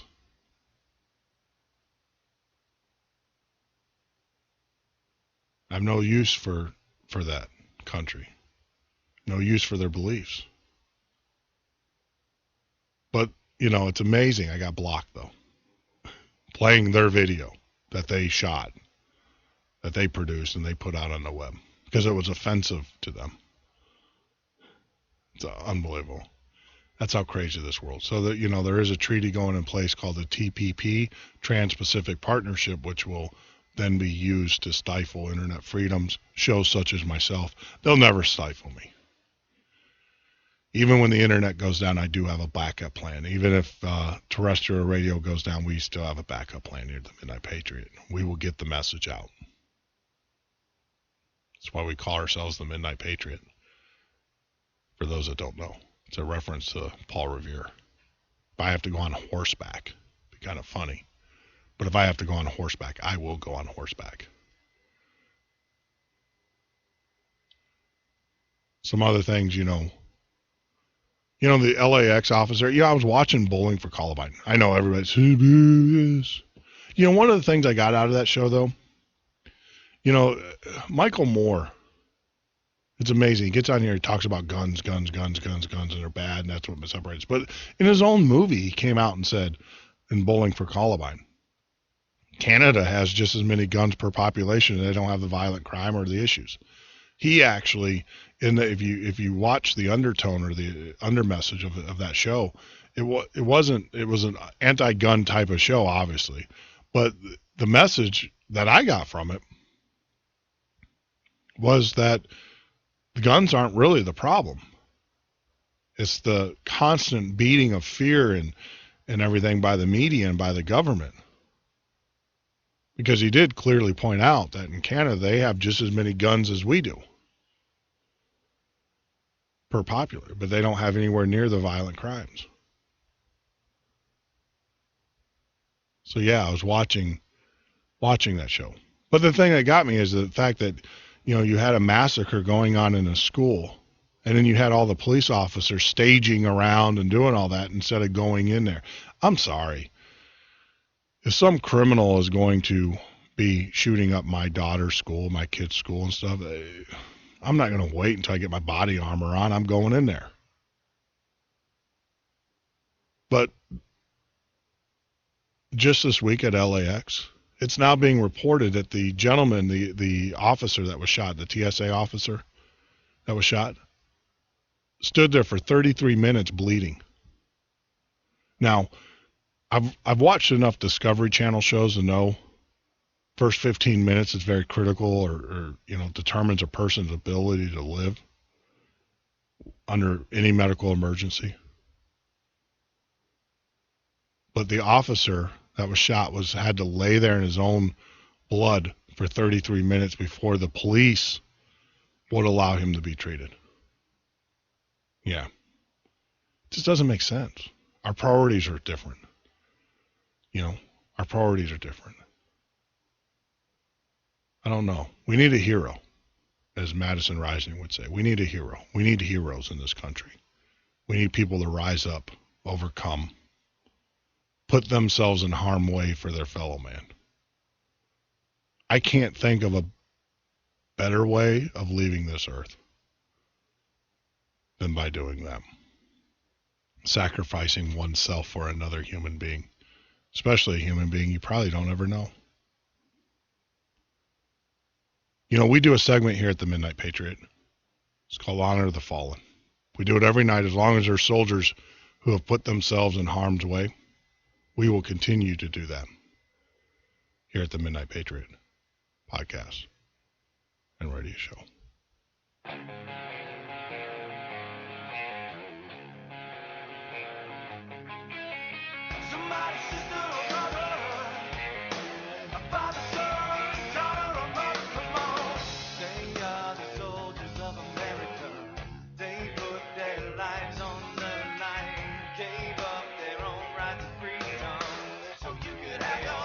Army Sergeant First Class Forrest W. Robinson, November 3rd, 2013.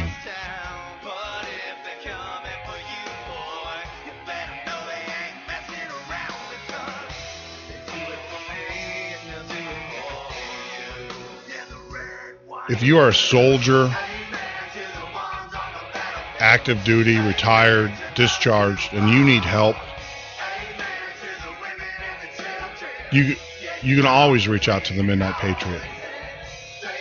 Send me an email, jeff@themidnightpatriot.com. You can text me through Facebook.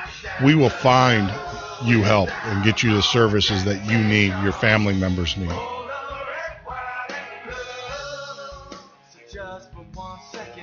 If you're a family member of a soldier and you need help, we extend that offer to you as well. We understand and we appreciate the sacrifices that you make as well.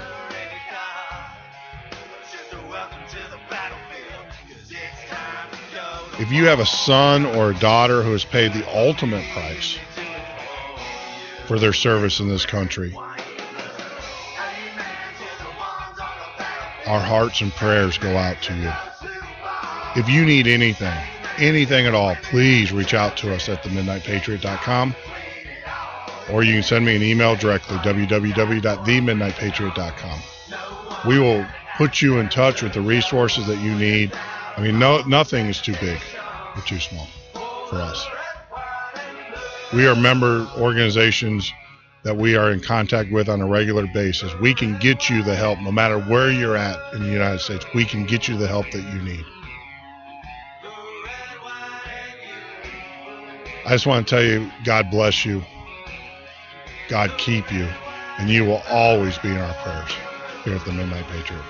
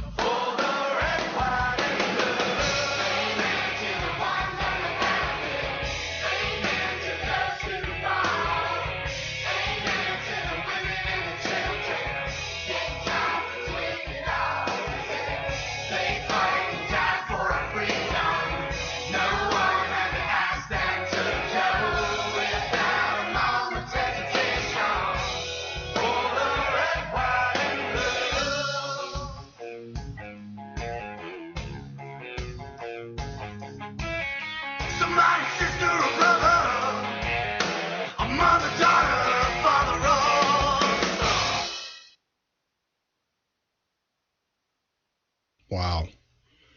You know, that never gets easy. Never gets easy. So as we wrap up the night, love to hear from you. Give us a call at 1-800-580-4870. That's 1-800-580-4870 as we spin into the evening. But, going back to wrapping up the news for the week, things that we didn't get to.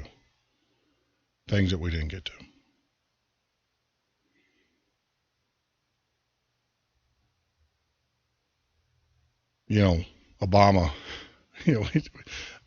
I'm reading this. It's funny because this just came out. It's crazy. It's just utterly insane. People can cancel plans can keep their plans until after the midterm vote. There you go. That tells you what he's thinking about right there. You can keep your plans, but then after you vote for us, then we're going to stick it to you. That's basically what he's saying. Unbelievable. This administration is just unbelievable. One of the things, we're huge anti-Common Core here at the Midnight Patriot. I don't know if you guys figured that out yet. Agenda 21. You need to read the Agenda 21 documents that are out there on our site. Go to products, books. You can buy them from Amazon. I don't care if you buy them through us. We just put those out there to kind of tell you what we're reading, and then that's a way that you can do it.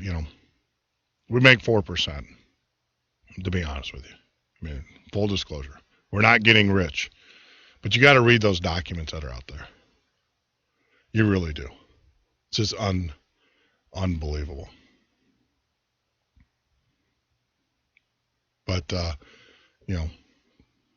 we have a young man who actually gave a great speech on Common Core.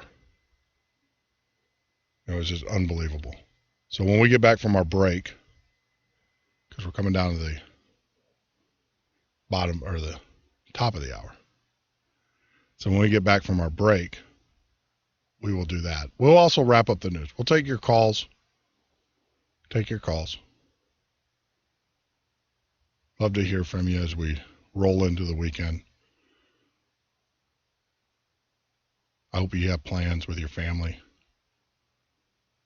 your community, your church, whatever it may be.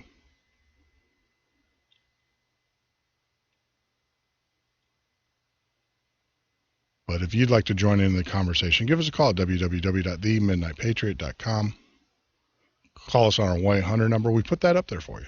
It's 1-800-580-4870. Or, of course, you can Skype us at the midnightpatriot.com. Also, we ask that you help us by sponsoring our new hosts, our new guests, new advertisers. Go to mountainviewoffgridliving.com. That's mountainviewoffgridliving.com for all of your prepping and preparedness needs.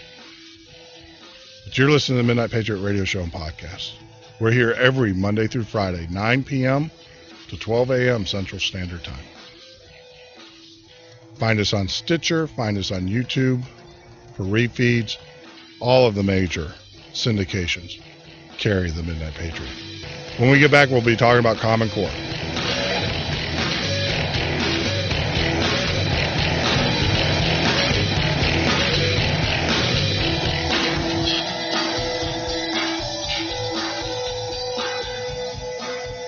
After Daniel Pearl was kidnapped and murdered in Pakistan, his family and friends came together to work towards a more humane world.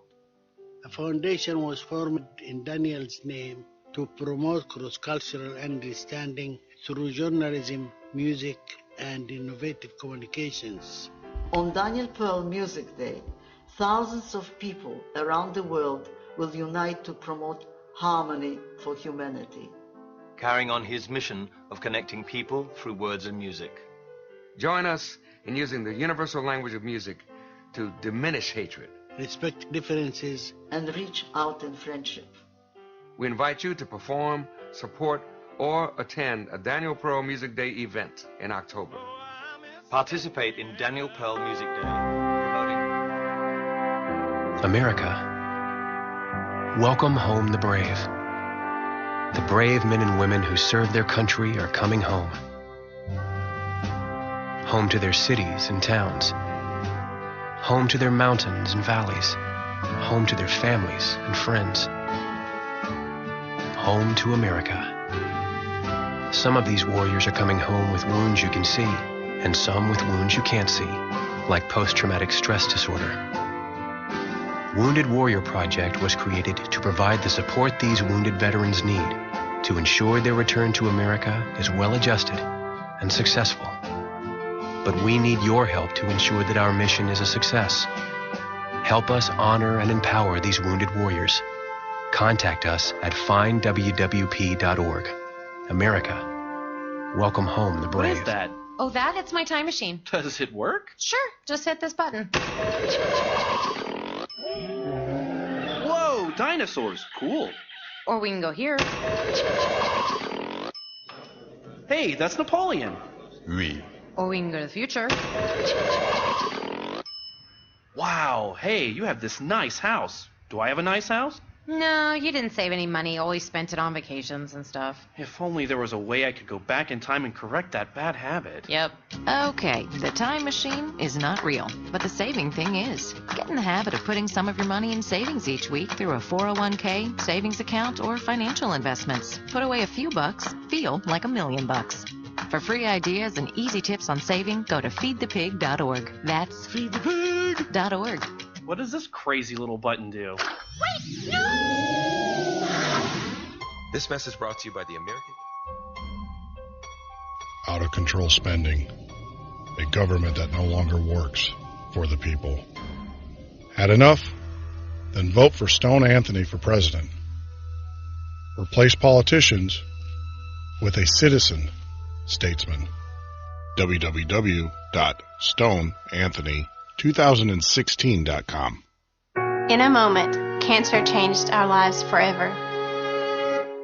At this moment, St. Jude Children's Research Hospital is saving lives with pioneering research and care. And we'll never have to pay St. Jude for anything, ever. At this moment, she wants to be in her own bed. I want to be back at school with my friends. I want to be outside playing. Please take a moment.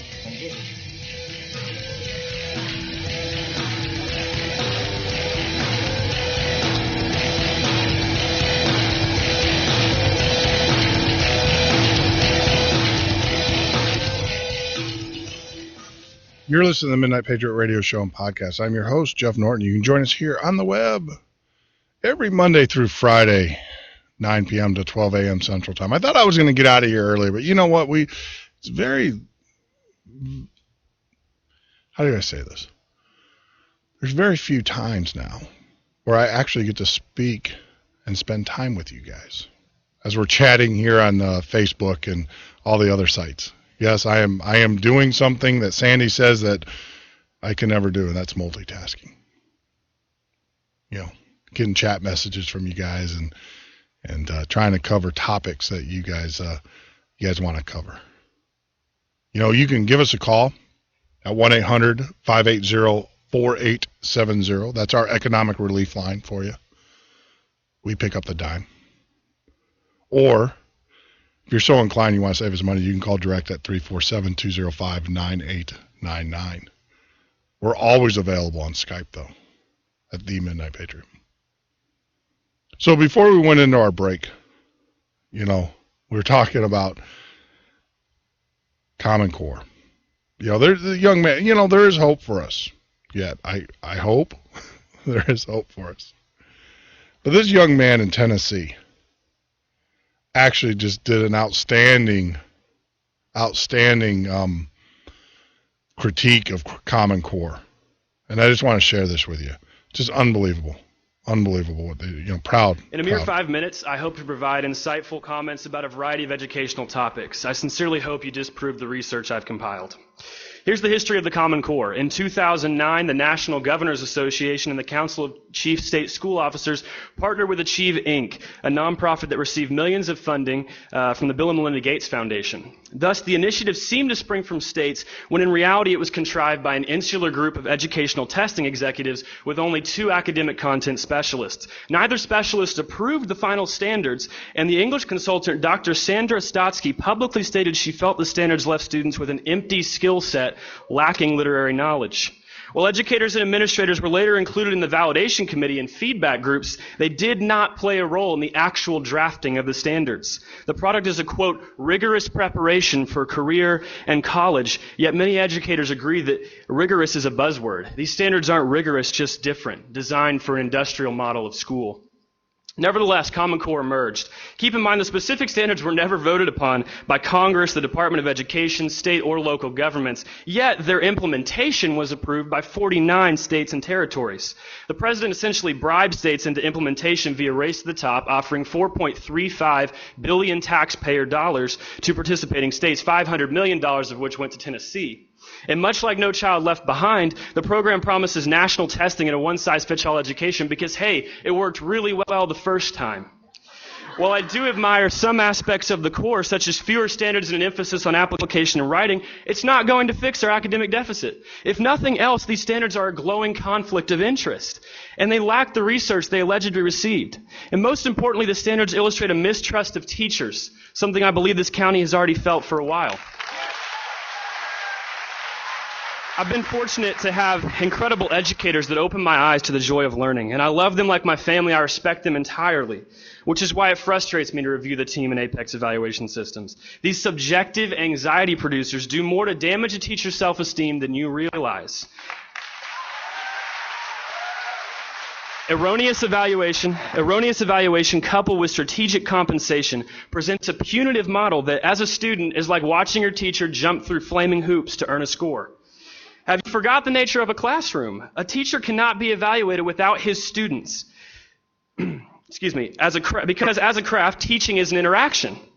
Thus, how can you expect to gauge a teacher's success with no control for students' participation or interest?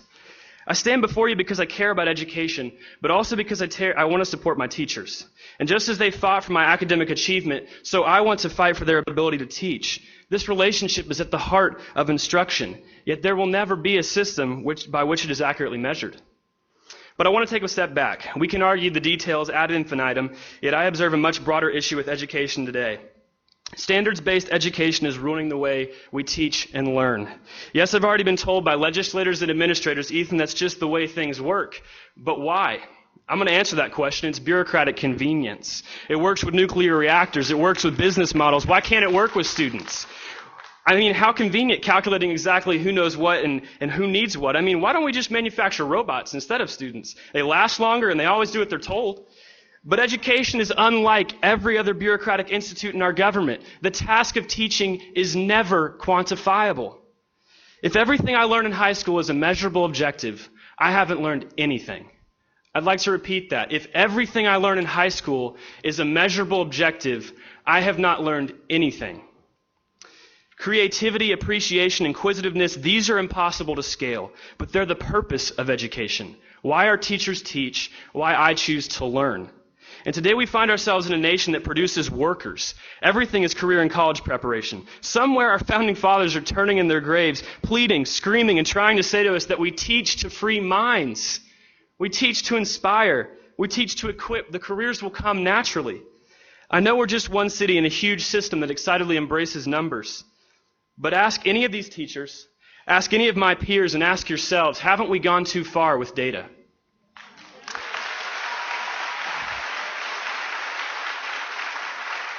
I attended tonight's meetings to share my critiques, but as Benjamin Franklin quipped, any fool can criticize, condemn, and complain, and most fools do. The problems I cite are very real, and I ask only that you hear them out, investigate them, and do not dismiss them as another fool's criticisms. I'll close with a quote of Jane L. Stanford that Dr. McIntyre shared in a recent speech. You have my entire confidence in your ability to do conscientious work to the very best advantage to the students, that they be considered paramount to all and everything else. We're capable of fixing education, and I commit myself to that task. But you cannot ignore me, my teachers, or the truth. We need change, but not Common Core, high-stakes evaluations, or more robots. Thank you. Wow. You know, we talk about all the time, you know, why we do this, why we do this. It is refreshing to know. That gentleman's name, Ethan Young, at Farragut High School in Knox County, Tennessee. It's amazing. That's why we do it. You know, we do it for our own self-interest, but we also do this because of individuals like that.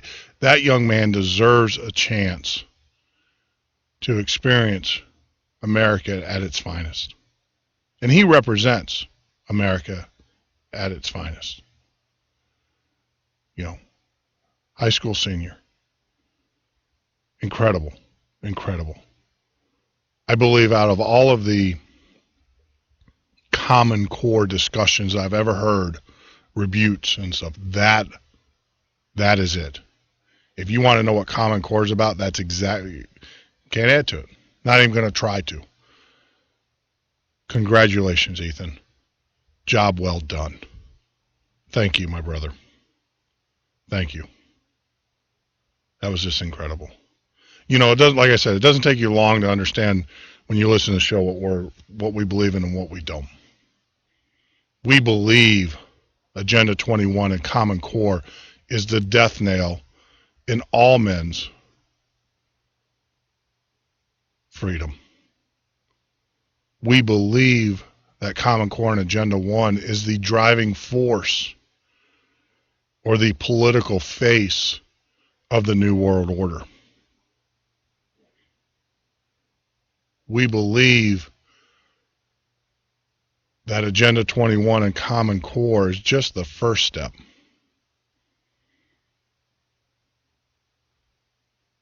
Just the first step. So when you listen to the Midnight Patriot radio show and podcast, you will know what we believe. If there's any doubt, we'll be glad to clear it up for you. So as we wrap up this week and we cover articles and news that we missed throughout the week, I wanted to share that with you. That was outstanding. Makes me feel good. Makes me want to work even harder, to give that young man a chance, to give him an opportunity to have a voice. He has a voice, obviously. But I want to give him the ability to school millions of adults, because he just did. He just did. I'm just amazed, utterly amazed. there are still people that get it, and even the young people, the ones that aren't watching Gaga and all of the New World Order, devil-worshipping, Lucifer-praying artists out there. This young man gets it. And I'm just at awe. I'm just at awe.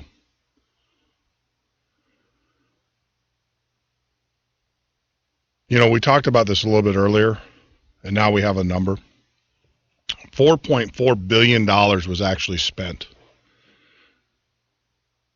on the Obamacare exchanges. Now, we already know, we've already talked about $367 billion, right? Now, let me take my public education here, kind of figure this out for you.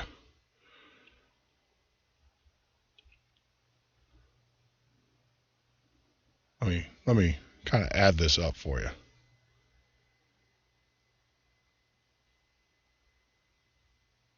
If there is 4.43, so, you know, we'll just say $5 billion, right? Man, you ever typed out $5 billion on your, on a keyboard? I highly recommend you do it. It kind of gives you a little idea of what you're dealing with here.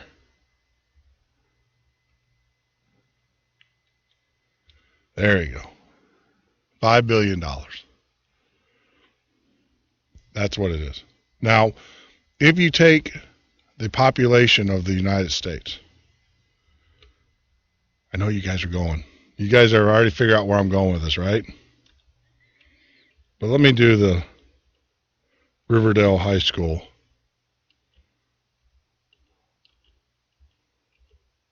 public education. 13.9 million, right? That's what the Census Bureau. I just went out to their website. 13.9. It was actually 9.9. But we'll round up, you know. We'll give them the benefit of the doubt. Right? 13.9 billion people. And we've already spent $5 billion in Obamacare. This is, and when we talk about people, this is everybody in the United States. Everybody in the United States.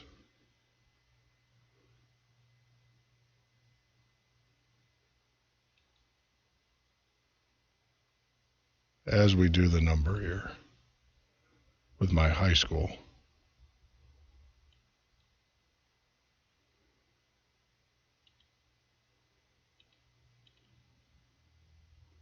Let me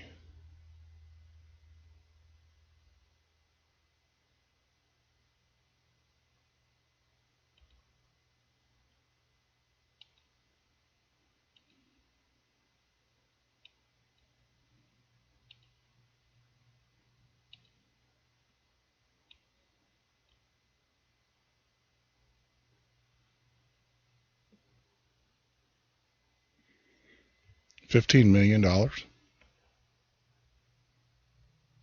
That seem right to you?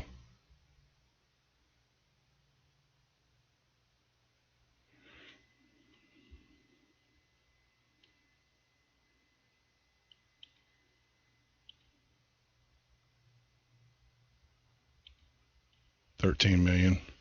I have to do this old school. I'm trying to do this on a spreadsheet. This is why I need a Snurvly. This is where I need a Snurvly to come in and do these and then tell me what the answer is, right? So 5 billion, 2, 3, 4,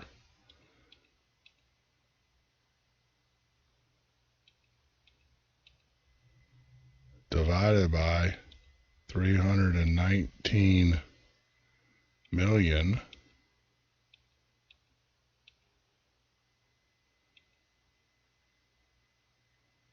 $15.6 million.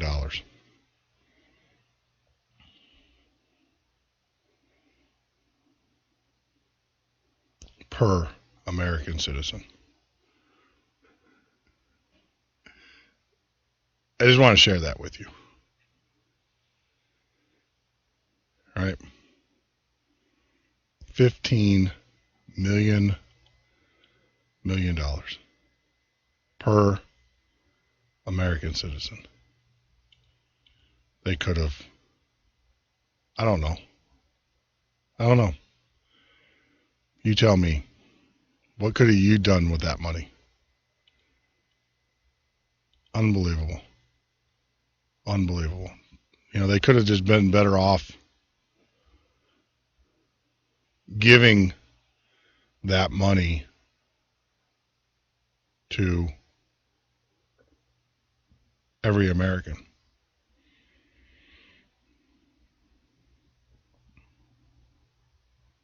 Every American. It's just unbelievable. The amount of money. The amount of money that this government, this administration has spent on Obamacare. They could have given us $15 million. $15 million. Every American. They could have wrote you a check. You know what? They could have saved the taxpayer some money, and they could have gave us just $5 million. $5 million. And then you could have taken that money, went out on the private exchange, and bought your own insurance. And paid for it for your life. Is that not insane? That is how ridiculous this has become. That is how irresponsible this administration has become. Now, all that money, mind you, all that money that they paid went to companies. They didn't go to you. They didn't fund your health care. You got to mind you didn't get anything out of this. At the end of the day, you didn't get a dime out of this. Not a dime. This went to companies who got all the money. These companies don't have 300 million employees. These companies have 20,000. That's how obscenely gross this is. $15 million for every man, woman, and child in the United States. This government has spent promoting a system, building a system that doesn't even work. I want my money back, Mr. President. You know, we talked about this yesterday, in yesterday's show, about how this president sat up there and said, oh, I feel sorry, blah, blah, blah. And we talked about how heads should roll, right? This is what, and I got angry as I left the air because I started to think about this as we do our salute to the fallen. This president has no problem sending a soldier into battle,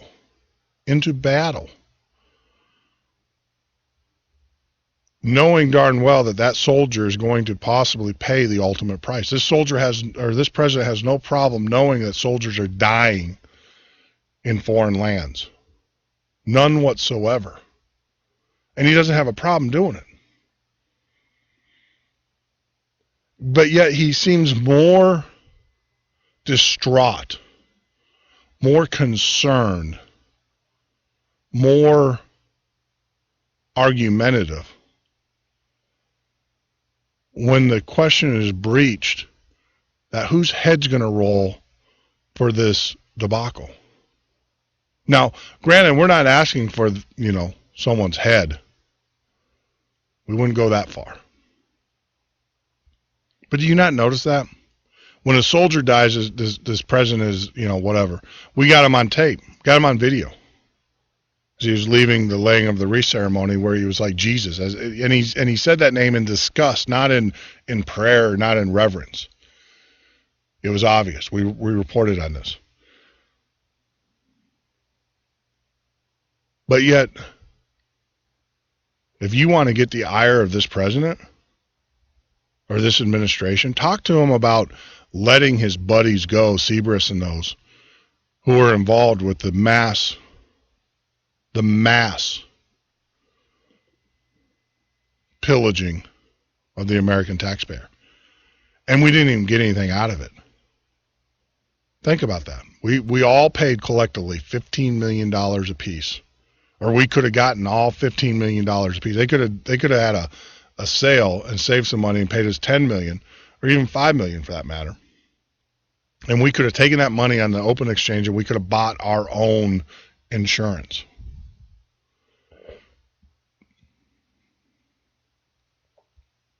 It's amazing.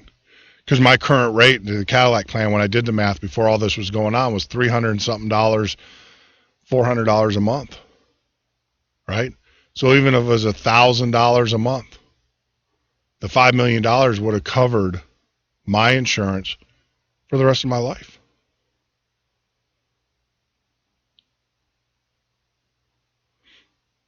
Utterly amazing.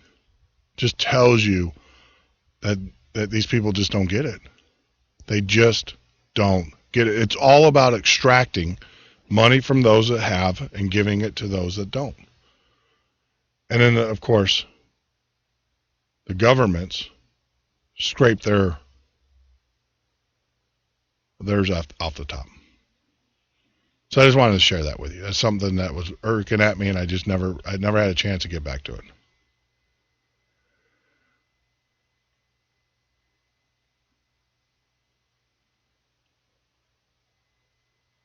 Berlin, the spying scandal and the PM there, Merkel, that's not going away. They're actually looking for charges to be filed for the spying.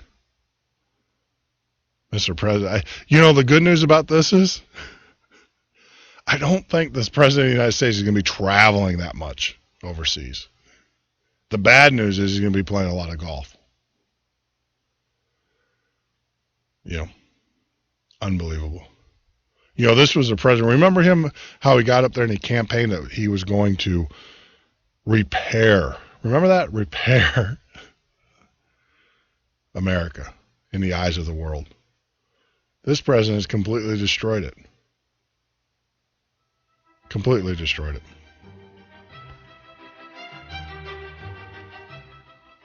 You're listening to the Midnight Patriot radio show and podcast. Join us on the web at www.themidnightpatriot.com. We're going to take a short break. We're going to wrap some things up. We're going to do our weekly Friday close with Paul Harvey. Well, actually, with my rendition of Paul Harvey. No, I don't impersonate him. I just read one of his articles.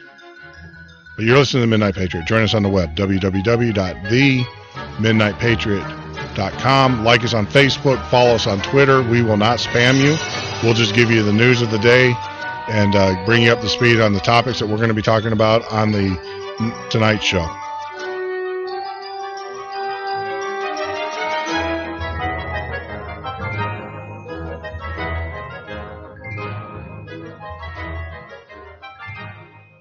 I'm Eric Kipple, 10-year veteran of the NFL.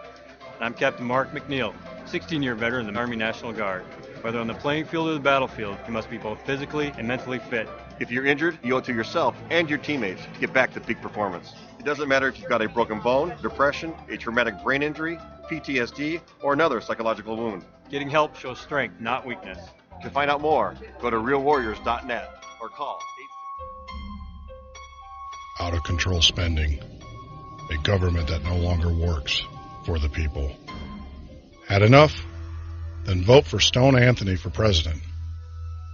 Replace politicians with a citizen statesman. www.stoneanthony2016.com.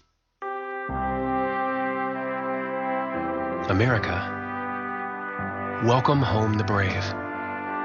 The brave men and women who serve their country are coming home. Home to their cities and towns. Home to their mountains and valleys. Home to their families and friends. Home to America. Some of these warriors are coming home with wounds you can see, and some with wounds you can't see, like post-traumatic stress disorder. Wounded Warrior Project was created to provide the support these wounded veterans need to ensure their return to America is well-adjusted and successful. But we need your help to ensure that our mission is a success. Help us honor and empower these wounded warriors. Contact us at findwwp.org. America, welcome home the brave. In a moment, cancer changed our lives forever. We were told nothing could be done to enjoy these final moments together. But in that moment, when all seemed lost, St. Jude Children's Research Hospital gave us hope. Because at this moment, St. Jude Children's Research Hospital is saving lives with pioneering research and care. We're changing the way the world treats childhood cancer by sharing our discoveries with doctors and scientists everywhere. I will never have to pay St. Jude for anything, ever. At this moment, she wants to be in her own bed. I want to be back at school with my friends. I want to be outside playing. Please take a moment and join St. Jude in finding cures and saving children.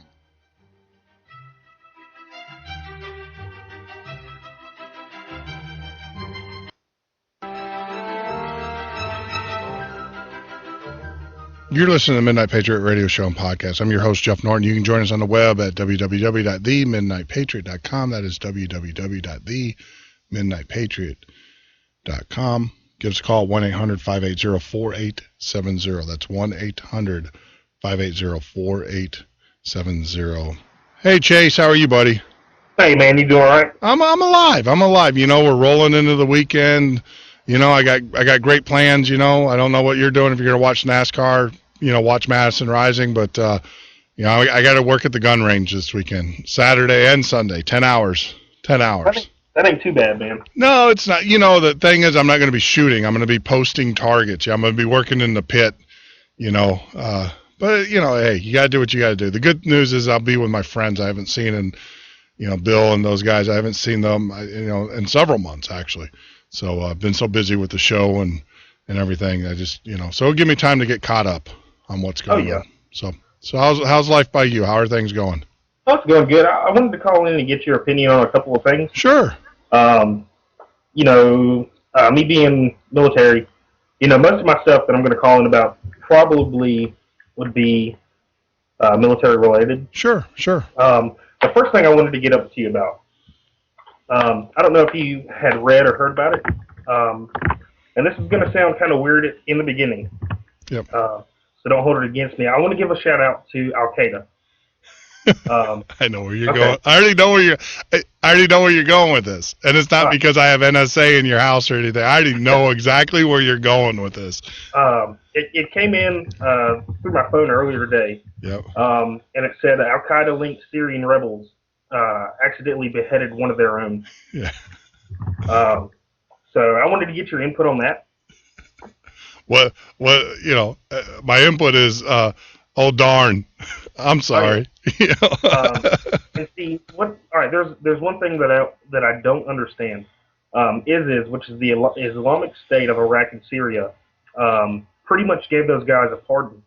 In a statement that was cited by ISIS, they gave a story in which Muhammad said, Allah forgives a man who mistakenly kills someone. Yeah. Yeah.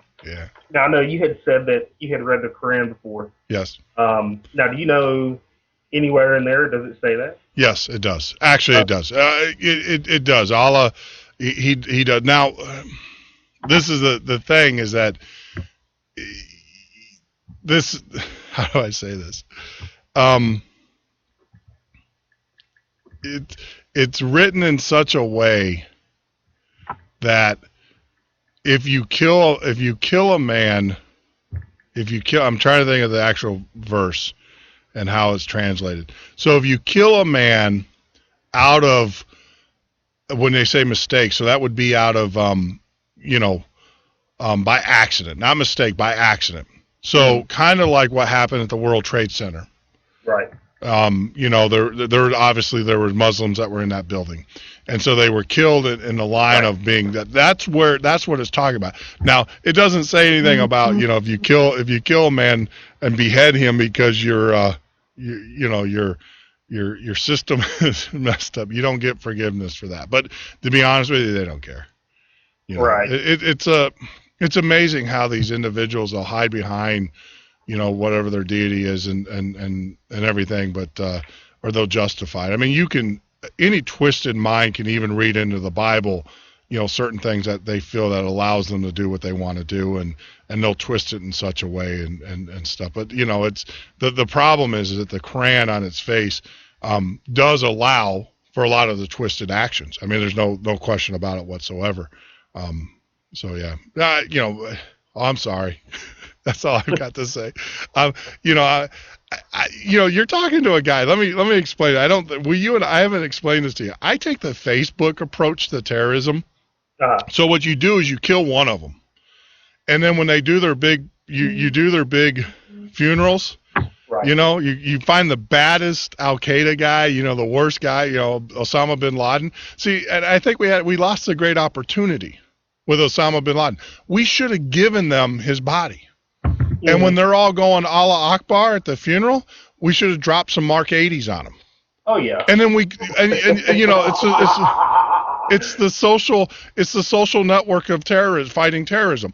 And then what you do is you just repeat until there's no more Allah Akbar. Right. And it's a social networking way of fighting the war. And you drop a Mark 80 on them, a couple, and then they're going to do their Allah Akbar for those people that died, and you just continue to do that, and then eventually you're just not going to. It's like a never. Yeah, I mean, well, eventually you will get, it will end. Oh. You'll get rid of all the bad guys.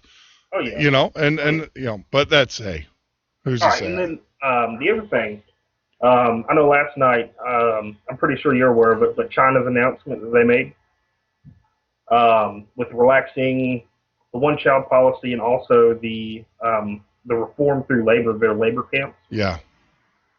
Now, okay, this could be.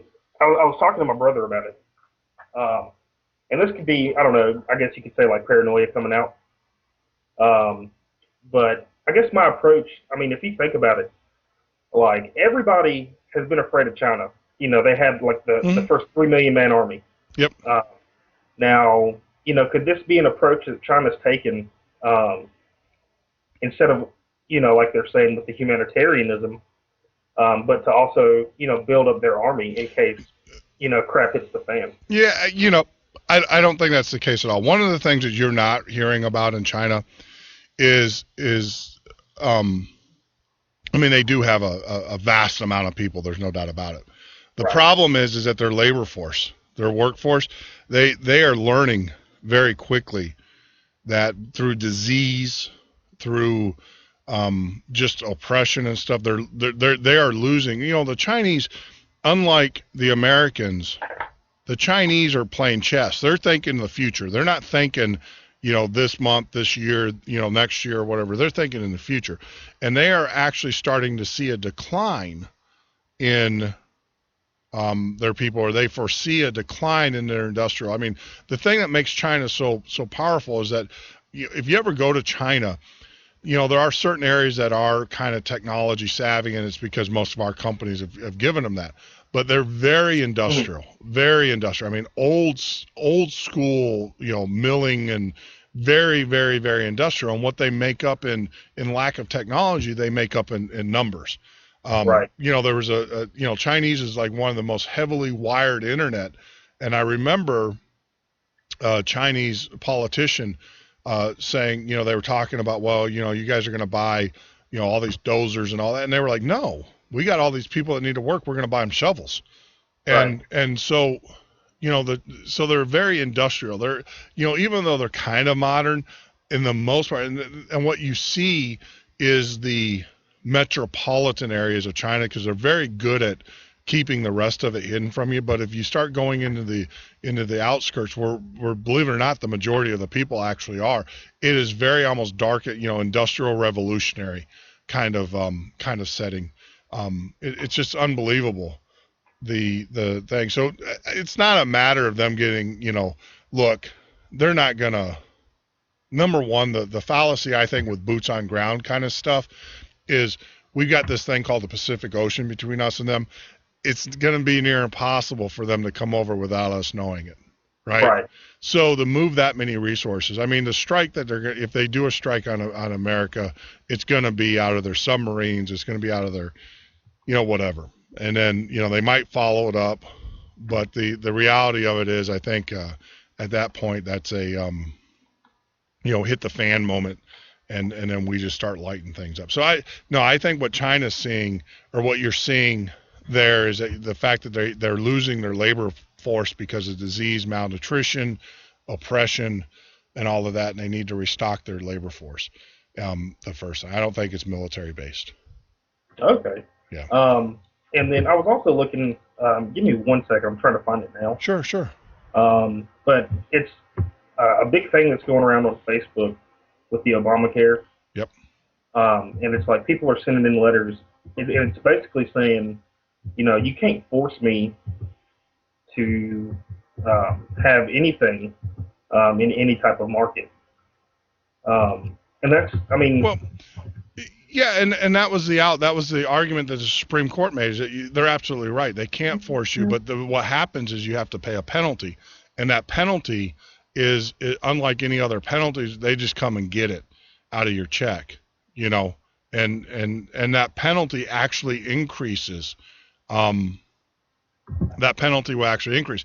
The problem that I have with that is that they have completely eliminated any alternative to insurance. Now, if I was an insurance company and I'm profit driven, I would create an insurance policy outside of the exchange. The problem is that this is the issue that's going on. A lot of Americans don't realize it, is that the Obama administration's pretty much outlawed those. You can't have them. And that's what the argument is now, is that, the Obama said, you can't do the exchange. So all of these companies like myself, or individuals like myself, can't participate in these, private insurance programs. They have to all be approved. They all have to be federally approved and guaranteed or whatever. So, you don't have to participate. But the problem is you don't participate, you don't have health care. And then on top of that, they're going to tax you. And then there's that issue that when you go get health care, are you actually going to get health care? Or are they, what's that going to look like? So, I mean, it's unbelievable that it's just, they have systematically wrecked the healthcare system in the United States. There's no doubt about it. And it's only a matter of time.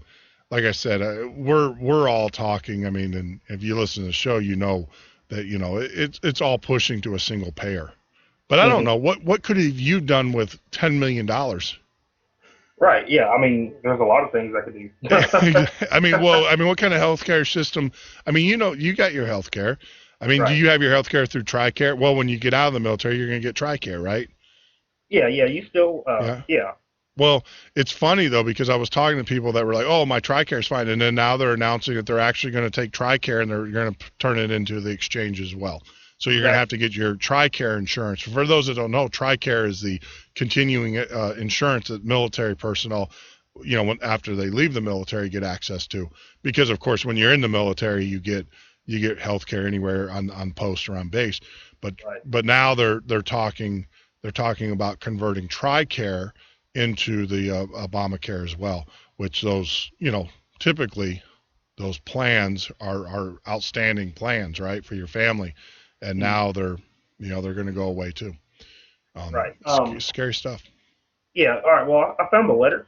Yeah. Go ahead. And let me read it out real quick. I don't know if for the people who haven't heard it, it basically says attention to Obamacare, and then it says, I do hereby exempt myself and household from mandatory purchase of health insurance. And then it says, I cannot be forced to purchase anything in America.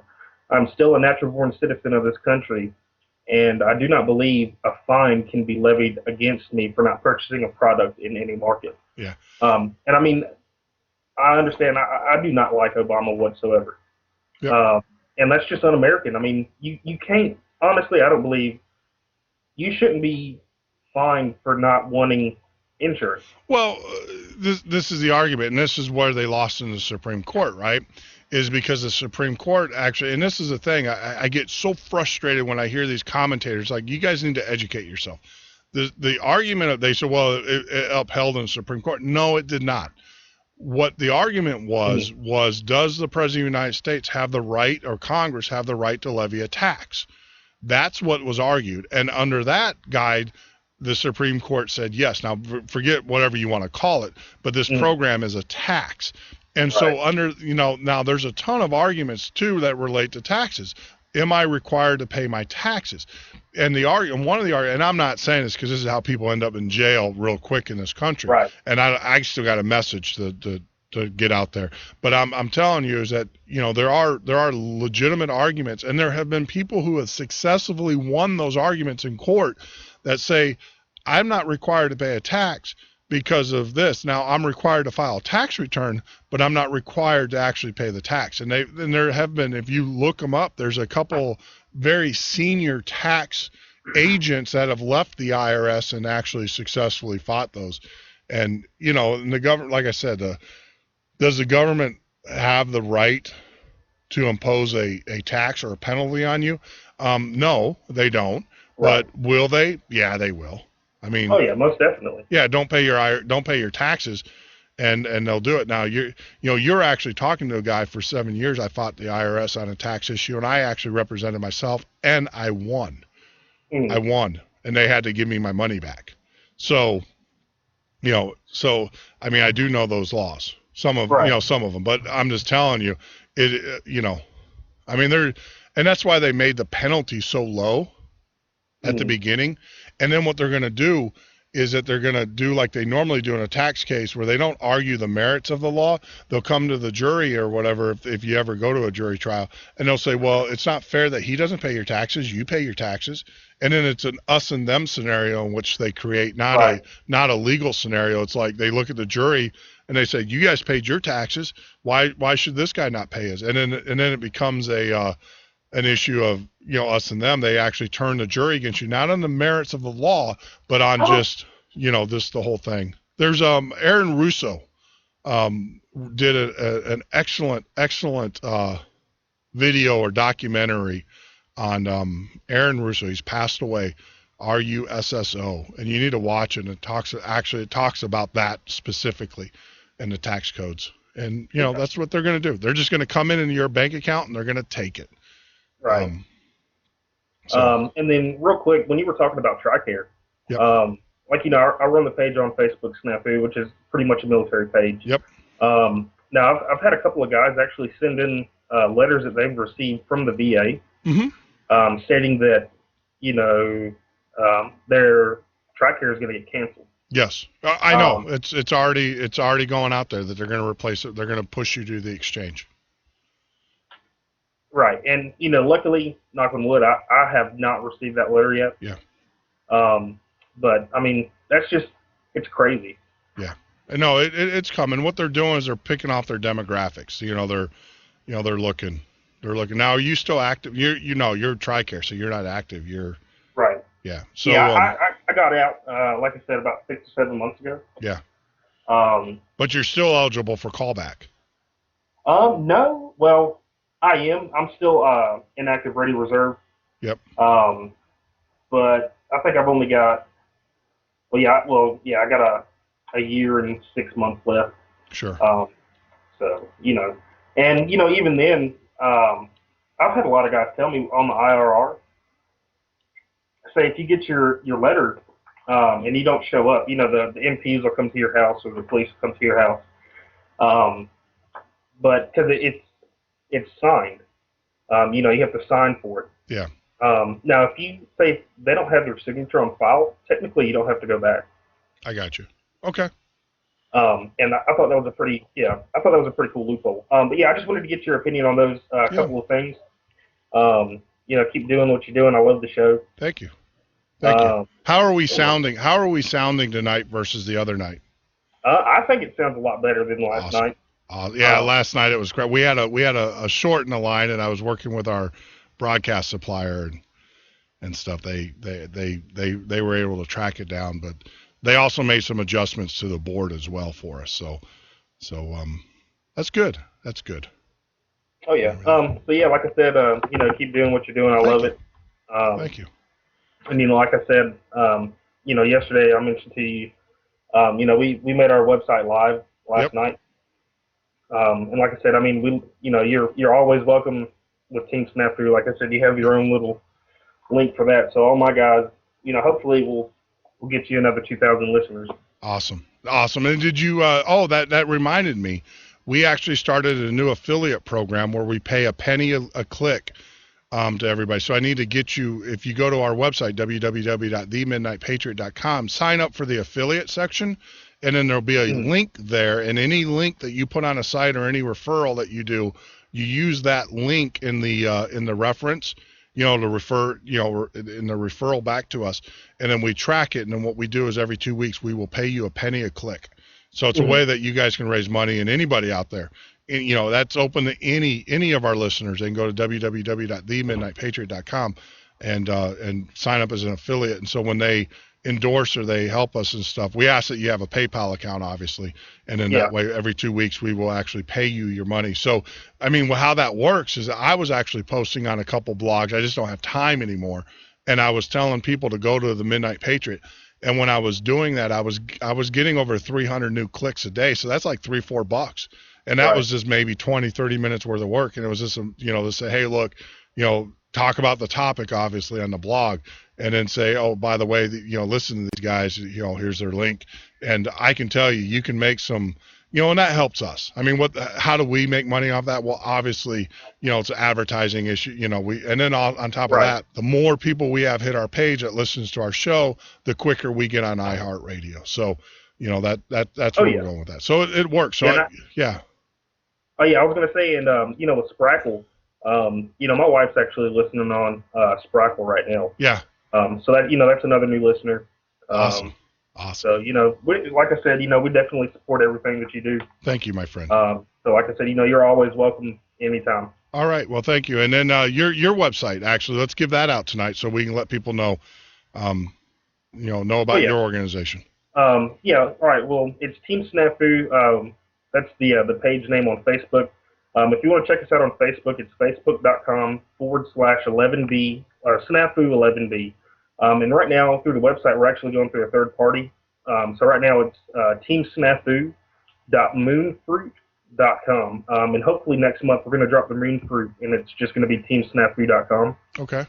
And so, like I said, I mean, we've got gear reviews that's going to change weekly. We got fan submissions. We're also doing a QRF. I started a QRF, which is a quick reaction force. Sure. For any of the soldiers in that time of need. Yep. As you mentioned the other day, it's 22 soldiers a day that's taken their lives. And that's, completely unacceptable. And it should be unacceptable in America. Yes. And like I said the other night, I do not see that number, going down anytime soon. No. And just like I read up with the article you were talking about the soldier that was put in jail because he was deemed a threat. Yes. And he brought up a really good point is, you do this, and then you wonder why veterans and soldiers don't reach out for help. Yep. And they turn to the alternate of suicide. Yes. And that's, like I said, when we started Team Snafu, it was just a place where soldiers could BS. And, a lot of soldiers were reaching out to me. It was just me and my brother in the beginning. And it was too much that we could handle. And then, we brought on a couple more guys, and now it's pretty much, any soldier who needs help, come get us. Like I said, we've got the website and our Facebook. Sure. And we always have a guy that's pretty much online at any point in time of the day. Sure. And a majority of the guys on the Facebook page actually have my personal cell phone number. So in case you can't reach nobody, anytime they can give me a call. Yeah. I mean, that's outstanding. And I want to stress to our listeners and stuff, you're doing this on your own. You're not doing this, because you got a government grant or anything like that. You're just soldiers who are taking care of your fellow soldiers. Right. Fellow Yeah. brothers. I mean, we're not like a nonprofit or anything. Yep. None of my guys get paid for any of the things that they're doing. Any of the money, we'll have a fundraiser. And any of the money that we receive goes out to soldiers that may need help. Sure. And that's the good thing is, people that we don't know, are just donating, $400 or $500, to help our program. I guess you can call it a program. Yeah. of helping other veterans, basically in that time of need. Yeah. Like I said, anything that we can do here at the Midnight Patriot, if you guys have a donation, a band, or, a concert or anything like that, feel free to reach out to us. I mean, it's a near and dear subject for me, obviously. I mean, like I said, you listen to our show, you pretty much get an idea of what we're about pretty quickly. Right. And if there's anything we can do, links, promotions, stuff like that, just let us know. I will make sure. One thing I will do is I will move heaven and earth for our soldiers. And we need to rally. 22 suicides a day, America. 22 a day, and that's just unacceptable. And that, we just can't have it. It is completely unacceptable. And right. And stuff. So thank you. I appreciate everything you guys are doing for our soldiers, our men and women of the uniform, and like I said, you have a fan here at the Midnight Patriot, and anything we can do to help support your cause, feel free to let us know. We're going to get you on the show. I promise you. We'll give you an hour and we'll talk and stuff. But I appreciate it. Oh yeah, no worries. And I appreciate you having me on the show. I love it. Thank you. We're giving out shout outs. Trying to do it every day for the show. Try to get more listeners in. Yep, we're getting there. Oh yeah, we're seeing it. We're seeing it. And like I said, I appreciate you having me on. I'm gonna go ahead and get off so you can finish up. Yeah, we gotta wrap it up. I gotta hit the ground pretty early in the morning. I got a Marine who's coming to wake me up at about 4:00 in the morning. And so we got to go out to the range and get set up for the deer sight in and do our work for that. And like I said, Eric will be here at 4:30. And if you know anything about me, I'm a late night person. I am not an early morning person. Right. And stuff. But he's gonna make sure that my boots hit the ground at 4:30. So we'll wrap it up, and then we'll be out at the range tomorrow. So, but you take care of yourself. Have a great weekend. I'll probably talk to you on Monday, I'm sure. All right, brother. Yeah, I'll like I said, you hooked me in. So I'm definitely going to be in pretty much every day. Awesome. Take care, my friend. Take care. All right, brother. You too. Yep. Bye now. All right. That's what it's all about, my friends. People doing things, people acting. Our government. You can't rely on our government to take care of our soldiers. We have to stand up and do the plate. As we wrap up our evening here at the Midnight Patriot, and for those that we have a lot of new listeners. Like I said, we're adding about 250 a week, which is outstanding. We're super, super stoked about that. I mean, we're going to hit that. I mean, our goal, so you guys know, is about 5,000 listeners going into January 1. That will put us at a major market kind of show. Of course, we're going to grow. We're going to grow.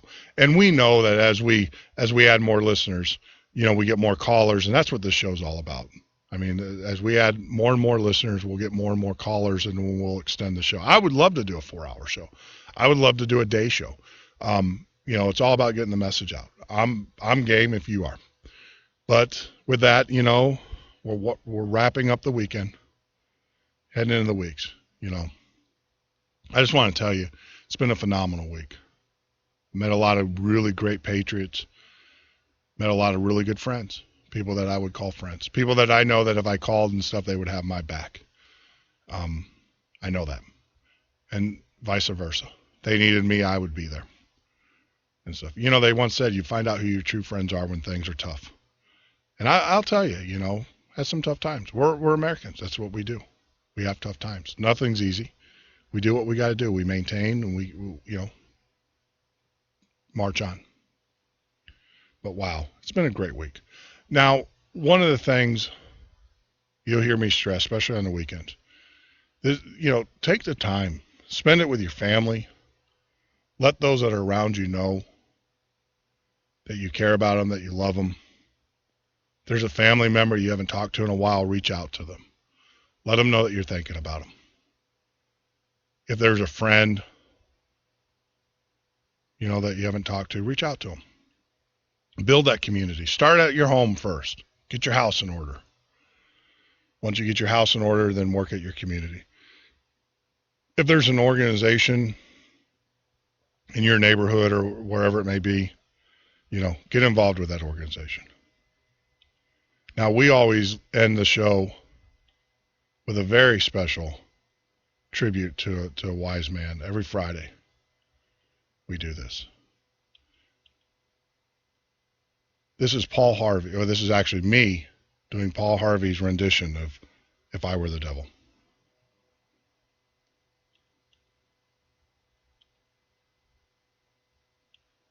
If I Were the Devil by Paul Harvey. If I were the devil, if I were the prince of darkness, I'd want to engulf the whole world in darkness, and I'd have 1/3 of its real estate and 4/5 of its population. But I wouldn't be happy until I had seized the ripest apple of the tree, thee. So I'd set about, however necessary, to take over the United States. I'd subvert the churches first. I'd begin with a campaign of whispers. With the wisdom of the serpent, I would whisper to you as I whispered to Eve, do as you please.